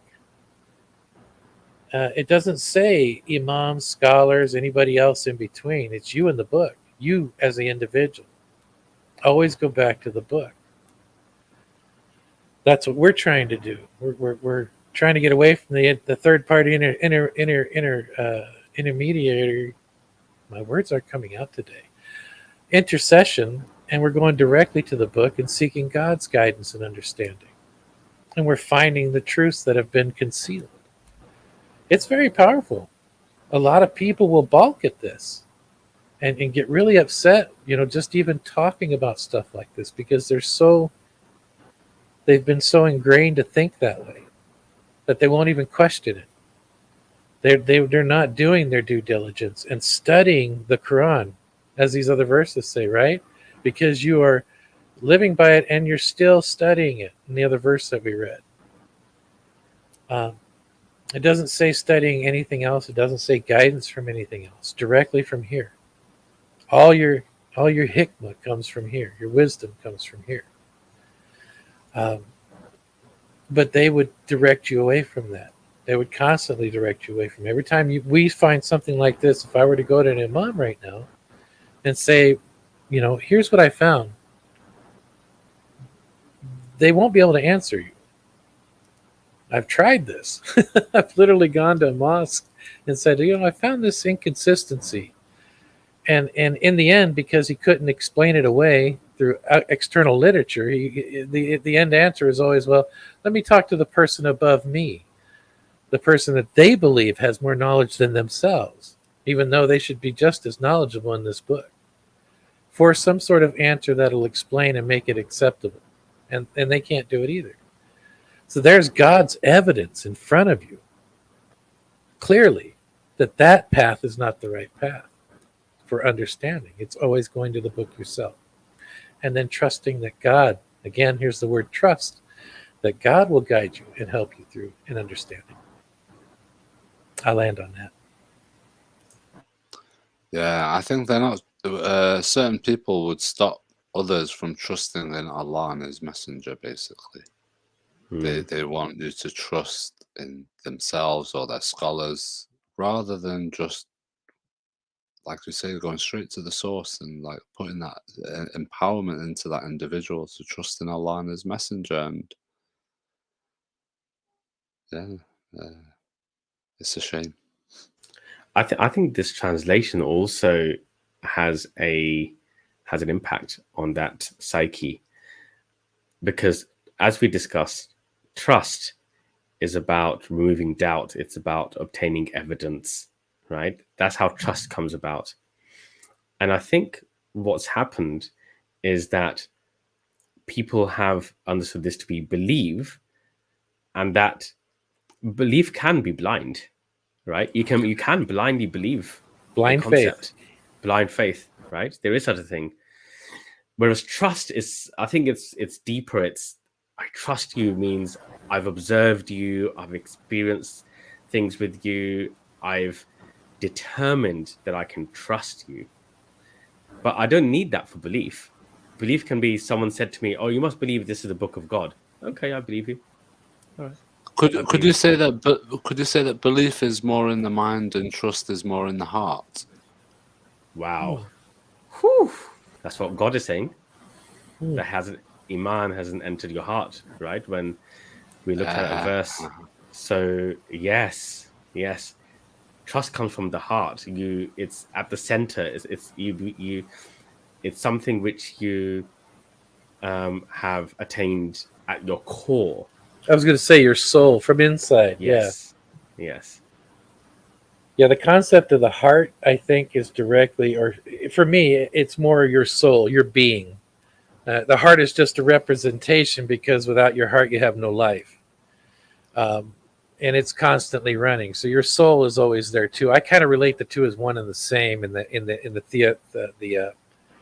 the philosophical aspect of it. Oh, your core. Your core, your being, your soul. Yeah. What makes you you? When you know somebody's being dishonest or trustful, and you get a feeling, you say, "Oh, I have a feeling in my heart that this guy's trying to cheat me or lie to me." That's your core, your moral compass, all of that stuff kicking in, going, "Hey, I see warning signs. I hear. I can feel there's problems. Something's wrong here, and you need to be more attentive and pay attention and protect yourself." Yeah, it makes sense. I mean, if I try and represent that through an example, let's just say you've got two politicians, right, standing on the stage, and they're saying both. One is saying that we need to do this in this country to be better, and the other saying we need to do this in this country to be better. And you have a vote. You're going to decide to believe one of them, but it doesn't mean you trust them. That True. what they're saying is accurate. Trust requires more. It requires more. It requires evidence and yeah. So I can give them the benefit of the doubt that one of them are going to do what they say they're going to do, but until they actually do something that pertains to that, then I will not. I don't have to trust that they will do it. And if they don't do it, then I would never trust them again from that point on, right? Because they've broken that trust or that ability to be trusted. And until they've corrected that and fixed it, then you have a reason not to. Yeah, there is a difference between the two for sure. I think that's a lovely transition then into, if we go back here, shall we try and, I'm not going to say retranslate, but maybe explain this by maybe adapting some of the words? Okay. So I would say this is, "Oh, you who have been entrusted." Let's keep it going. If there's anything we have to go back on, we can certainly go back. Okay, I'm just going to put that in a different color though. We can go back to it afterwards. There we go. We're adapting this live, real time. And I'm going to cut this out for now. Okay. We've already established this is with over here. And this should say trust. Or should it say place trust? Place trust better? Or have trust and trust. Yeah, or and trust. Trust. And trust. In trust or and trust? And trust. Yeah. Entrust. I think it's with an E. Entrust, yeah. Yeah, entrust. Yeah. With Allah. And entrust. Okay. Yeah. Entrust or place trust with Allah. That is effectively is what we're saying. Yeah. Place your trust in Allah and His Messenger and the book which He revealed. Okay. Book. Yeah, and the book. Okay. Yeah. So now I think that's clearer, isn't it? It's more accurate. It's a lot easier to digest and understand that way as well. It flows better. Yeah. It becomes all encompassing as well. All encompassing based on the level of trust that you've been given, right? Your role. And it does, earth, your role in society. And it doesn't narrow it down to any particular religious ideology. It's all you who believe. Every individual has the potential for this. Yeah. So it's for all mankind again. Back to that concept where it's not for an individual religion or a particular religion. It's all mankind. Anybody. Yeah. I think in terms of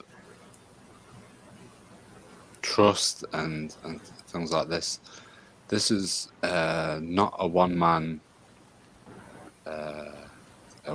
game, so to speak. So for us to experience trust in life, I think this is more like a community thing and how we're dealing with each other. In terms of being entrusted and to have trust.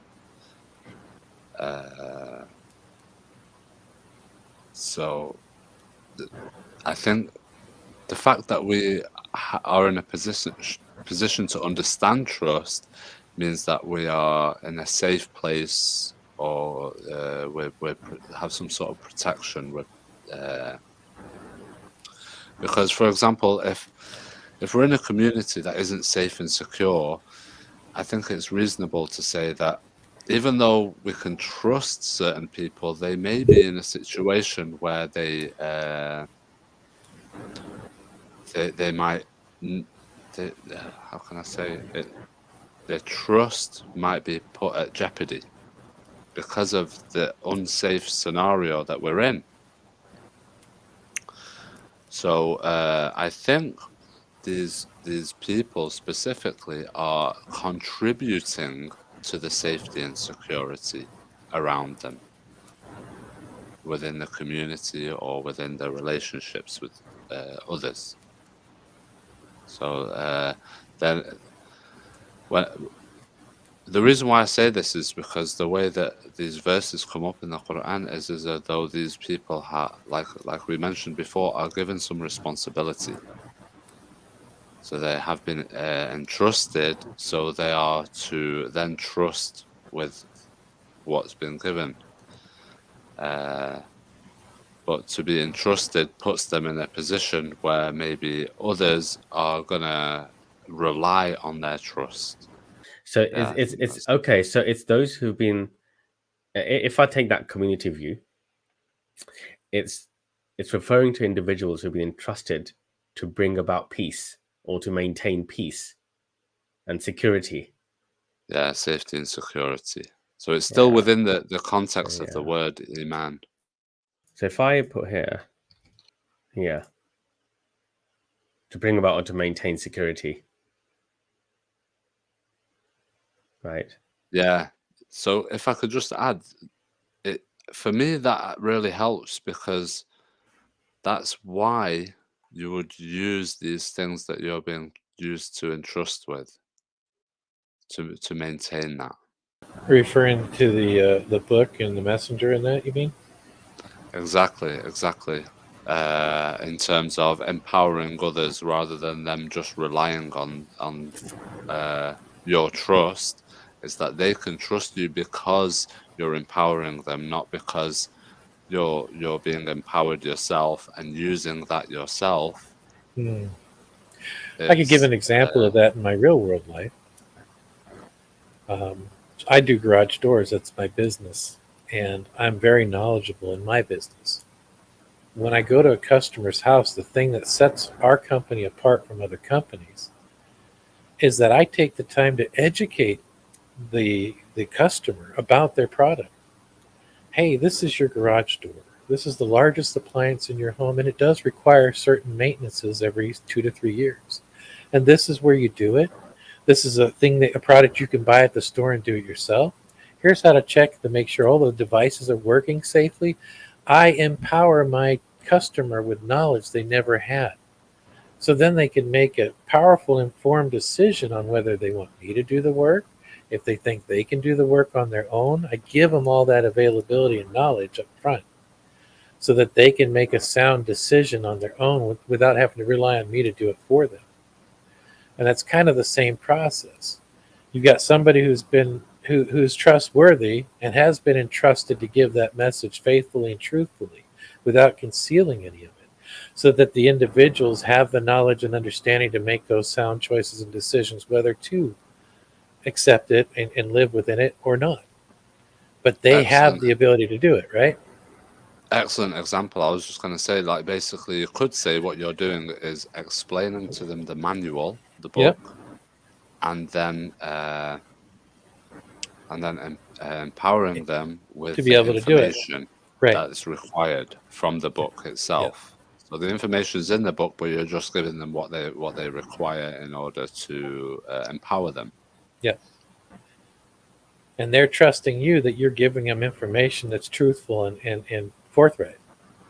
Well, they don't necessarily have to trust you because you're giving them the manual. So if you have the manual for their product, they trust you because what you've told them is in the manual. It's truthful. It's all there. Yeah. They can refer. They don't need you, but you're just doing it because that's part of what you want to do, and that's part of being trustworthy. Right, but that builds their trust in me. Exactly. Because I've given them, I've educated them. I've given them the truth. I've given them a booklet from the manufacturer, or in this place it would be God and the Qur'an as an example, and they can see everything I've told them is right there in the book. Not a thing's been changed. There's nothing I'm covering up. And by reading that and getting that message and seeing that everything I told them was truthful, their trust in me becomes greater. Their belief in what I'm saying, their faith, becomes much greater. Now, from that point on, they don't even need me, though, right? But they know that if there was something, something else is going on with their door, they're going to come back to me before they go to any other company because I've built that trust with them. I've given, I put the effort in to give it to them first, instead of making them ask for it or work for it or have to decide on their own or do other research outside of what I give them. Make sense? It totally does. And I wonder if that opens up another angle to this verse. Nearly 2 hours in, another angle, which it might open up, which I'll suggest. You've got to now. I've got to just open up this angle, which may not go anywhere. Could this be saying, you have been entrusted to bring about maintain security? Create trust in you with Allah and the messenger and the book. I'm just thinking back to the example that you just gave, Mike. The point is that you build trust in this security with Allah, with the messenger and the book. Yep. Because once they have the trust in Allah and the messenger and the book, then they have trust in what you're doing. Yeah. Or what you've left for them. Yeah. And they don't necessarily need you. It's just that they now trust you because they know what you brought them was from the book. Yes. So there's in this verse then, Allah's one angle is he's saying to you as the person entrusted, trust in Allah and the messenger and the book that you've been given to bring about and accomplish your role. But it could also be that you've been entrusted this through in your society the way to maintain that trust is through Allah, through the messenger and the book which the messenger has delivered to you. It always takes it back to the source. Yeah. You might be a pawn in between that, but it always goes back to the source. That's where you, as the individual, will get your most the most knowledge and understanding and trust, and that will always come from the source in you. But if somebody in between those two gave that to you and was honest and trustworthy and truthful about it, then you, as the individual, build trust with that individual as well. Wow. And that's how you guys can recognize who's truthful and honest and forthright. Their actions, right? How they interact with you will clearly define the type of person they are, and that's what draws like people together, so to speak. If you're a bad person and do evil things, and somebody else is that way, you'll notice they always gravitate towards each other. Bad people gravitate towards bad people, because that's their desire, their intoxication is that. Yeah, that's incredible. Yeah. So not only should you entrust with Allah and His Messenger, but you should create trust in the community with Allah and His Messenger and the book. And between yourself and your community. Yeah. You should be emulating what And you're reading you, and understanding. Yeah.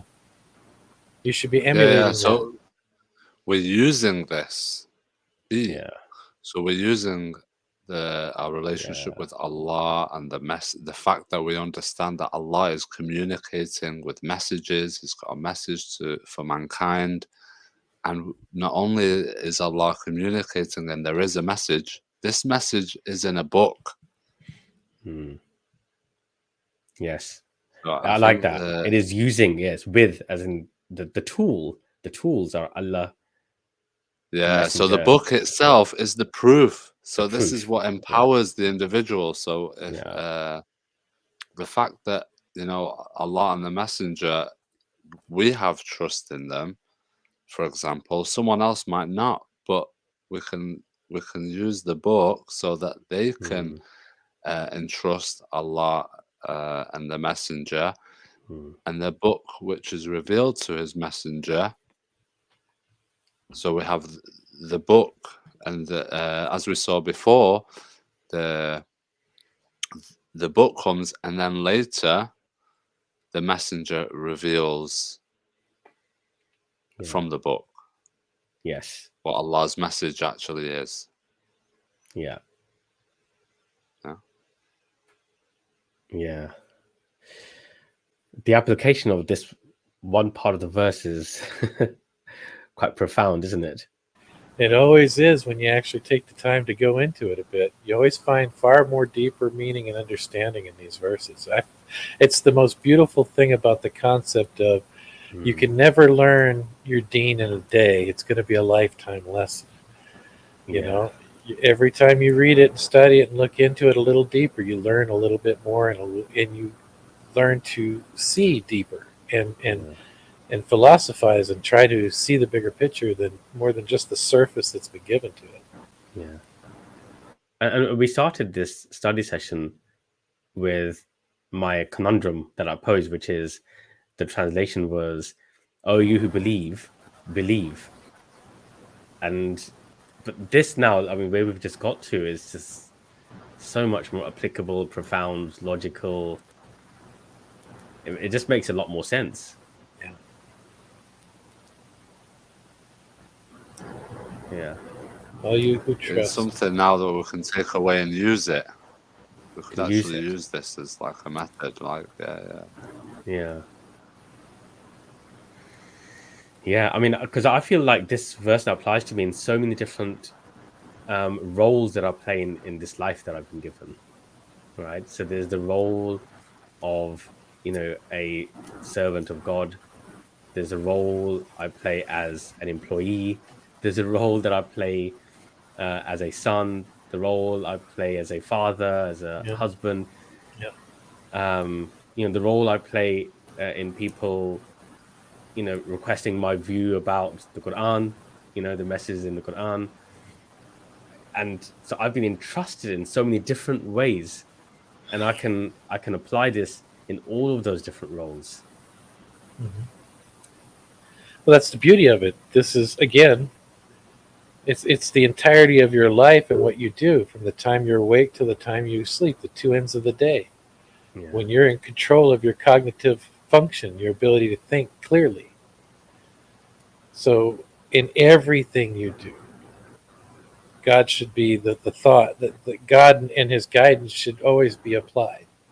You know, if there's a decision you have to make, it's the what would God do thing, Well, what did God teach me in the book about a decision or a choice like this, or this particular situation? Should I speak up and mention to them something? Should I, mind my own business? Am I bound to say something? And you have to. That's those things that have eventually become natural in your day-to-day life as you apply and grow with this. I know when I first started, there was so many things I was doing in my life that weren't so great. And as I started getting deeper, reading more and learning more from the book, I started making those changes in my life. And those changes have profoundly changed the person who I am, by far, to a much better person. Alhamdulillah. Alhamdulillah. That's brilliant.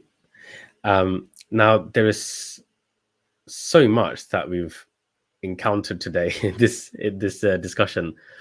But if you don't mind, just because I think it's always useful to have some takeaways, can we just brainstorm what we've taken away today?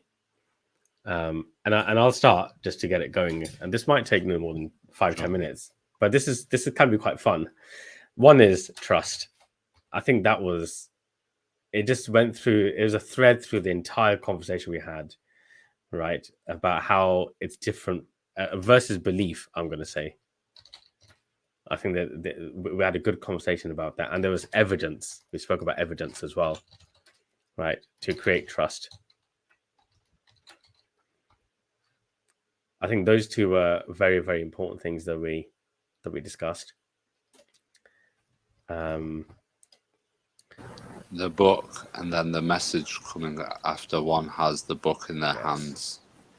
Yeah, and also the book is.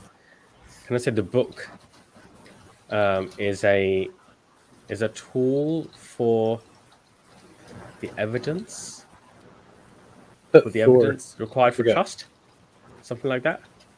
Oh, the heart, right? Your Trust. core, Yes. your soul, your heart, something of that nature. Yeah. Where did that come from?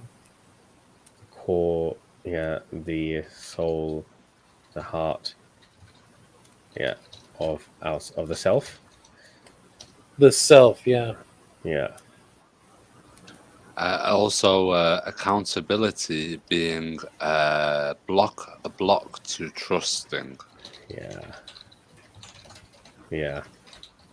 No, sorry. No. Accountability is what allows us to trust. Not being accountable. Sorry. Yeah, exactly. Lack of accountability. Yeah, lack of accountability is a block to making. Yeah. To. Also, the other thing is that this verse about trust applying at different levels to each of us. Yeah. So there's, we're entrusted in so many different roles. Well, we talked about a little bit ago the concept of when is this? When are we supposed to be doing this? So, from the time you're awake to the time you're asleep, the entire time you're awake and in control of your faculties, something to that effect. Yeah, it's almost when we spoke about complete submission, right? Right. Oh, and that reminds me, we discussed labels. Labels, right? It's not about labels. It's not about labels. That's right. Yeah.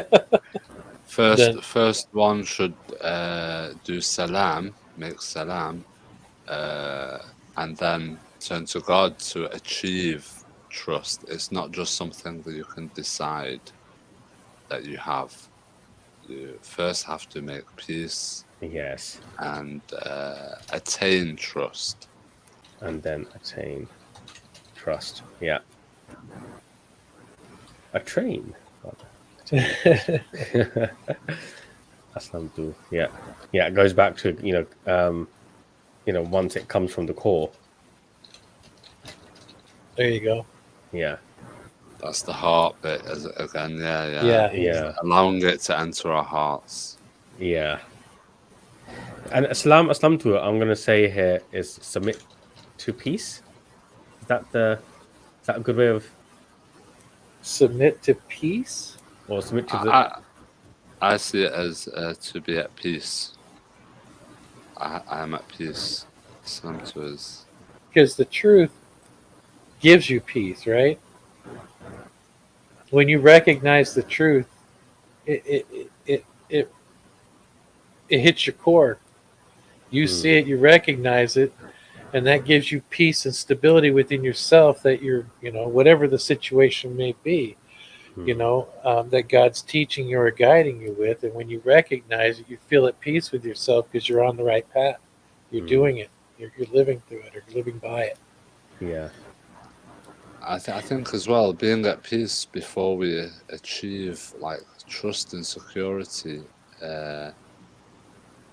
because if we're not at peace with, for example, something that we're not sure of or that we don't know, then it's as if we're denying it.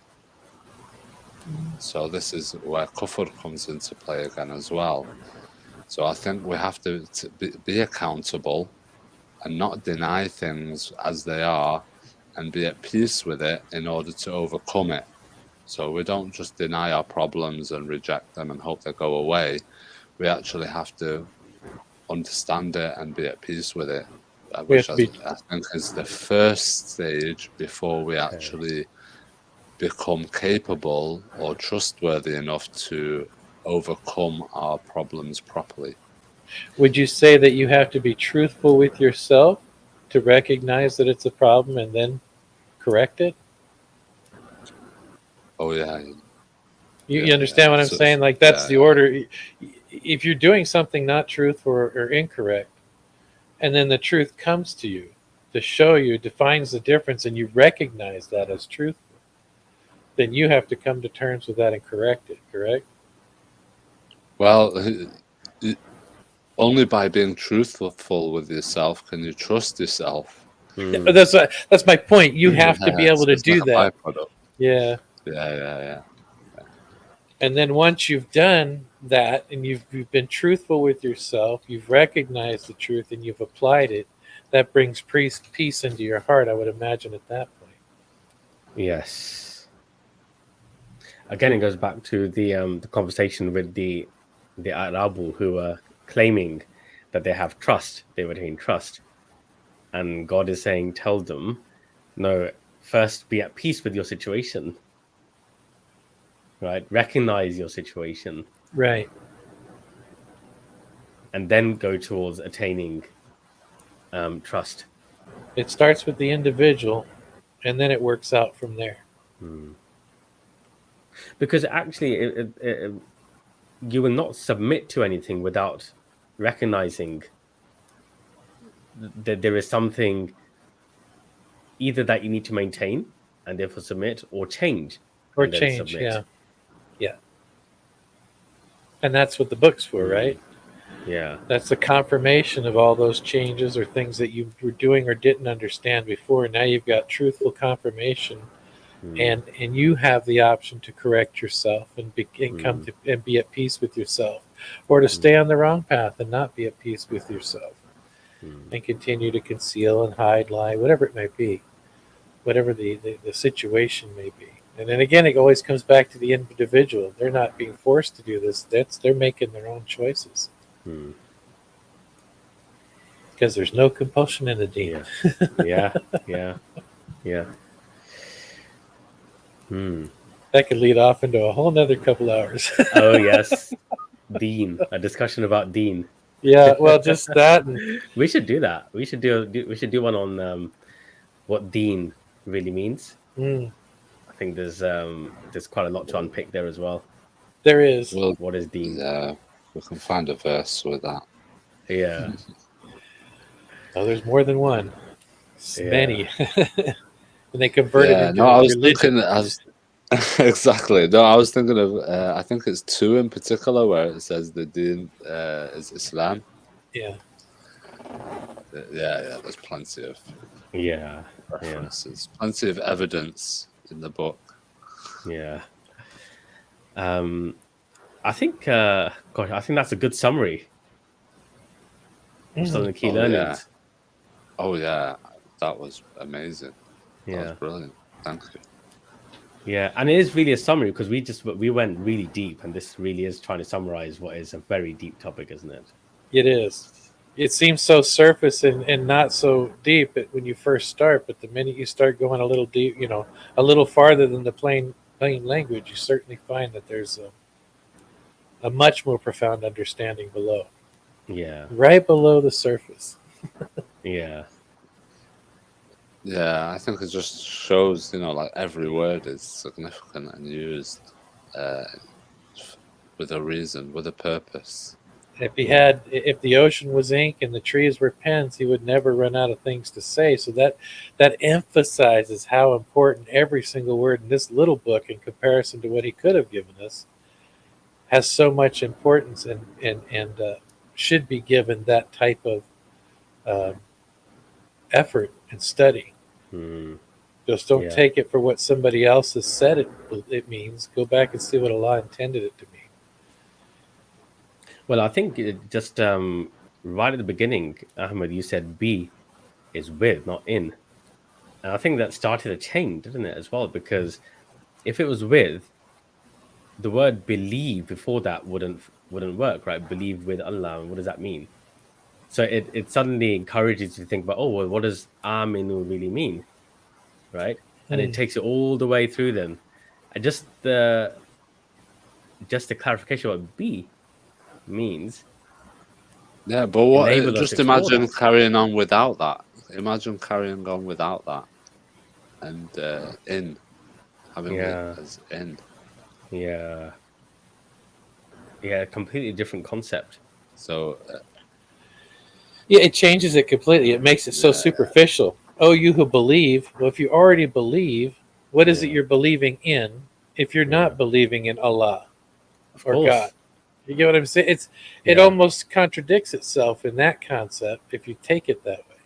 Hmm. well, it's the opposite of empowerment. I see it as like it's telling you, even if we see it as trust or be trustful in Allah and His Messenger. So that's kind of like compulsion, is it not? Like Right. telling you to. Right. Whereas with using it's like arming you. It's like giving you like, here are your tools. So Tools. you want to trust, use this, use this. Yeah. Here you go. Rather than say no, you have Yeah. to trust. Well, there's Yeah. Aamanoo and Aminu, right? So all you who trust have Yeah. safety in Allah, or take, you have safety with Allah and His Messenger in the book. Kind of, Hmm. they're not even exactly the same word or have the exact same meaning either. But the way they translate it, present it, Hmm. that's the part I'm talking about. That's our intercessor giving us his ideology. And Right. if we take it for that, that's where we get our misguidance, because we've allowed somebody else's work to be our understanding in between us and God. Hmm. And instead, we took the path of going in there and seeing what God intended the word to mean, not what the third party translated it to. And now we get what would appear to me, a more truthful and better understanding. Yeah. I'm just gonna add one more thing, if I may. Entrust, create trust, or create security. Safety, safety or security. You talk Yeah. about the second one, Aminu. Yes. Yeah, that one. So Aminu yes. is the concept in the root word stuff for that anyway. Aminu says they are in safety, Right. because Oh that's yeah, completely different than believe. Well, I think, like I said before, those in terms of those who Aamanoo, They are in safety with Allah and His Messenger I in the think book. they're in a position of responsibility, really, Hmm. because they're addressed a lot in the Quran. Really, there's a lot of addresses directly to Aamanoo, and it gives them instructions as well. So I think when you go to Aamanoo, this is like their role. This is what they're there to do. So Yes. it's to create trust, create security. This is a responsibility on them to do this. Yeah, this is the way I saw it. So the way I'm seeing this now is saying, you people who are in trusted positions, and we talk about how each of us have various roles where we've been entrusted. Create that the outcome of that position through using the toolkit, which we're now explaining, which is with using Allah and His Messenger and the Kitab. That's how you deliver it. So, how do you deliver what you've been entrusted with? You deliver it through these matters. Exactly. So that you empower people. So you're not needed, but you're trusted because you give them what they need. Yes. I love it. Yeah. Wow. Whew. It all came together there. Sure did. God, that was pretty amazing. Like I said, where did we start? Where did we end up? This always happens. Thank you, brothers, for your time and effort in doing that, because it helps me every time. I love the enlightenment and the truth and the guidance you get from this when we work together. It's mutual, yeah. Thank you. And like we've always said, until next time we open up this verse and allow it to uncover some more gems or show us where we may have missed something. So I mean, there's always the other half of this verse. That's right. Yes, that will help us. That will give us more insight into this part as well. I agree. Yeah. It certainly does reflect back to it, as we've briefly gone over. Yeah, I suppose until next time then. Until we meet again. Until we meet again. Peace and blessings. Have a wonderful Peace and day and blessings. enjoy your week. likewise. You as well. Peace, Assalamu everyone. alaikum. Bye bye. أفلا يتدبرون القرآن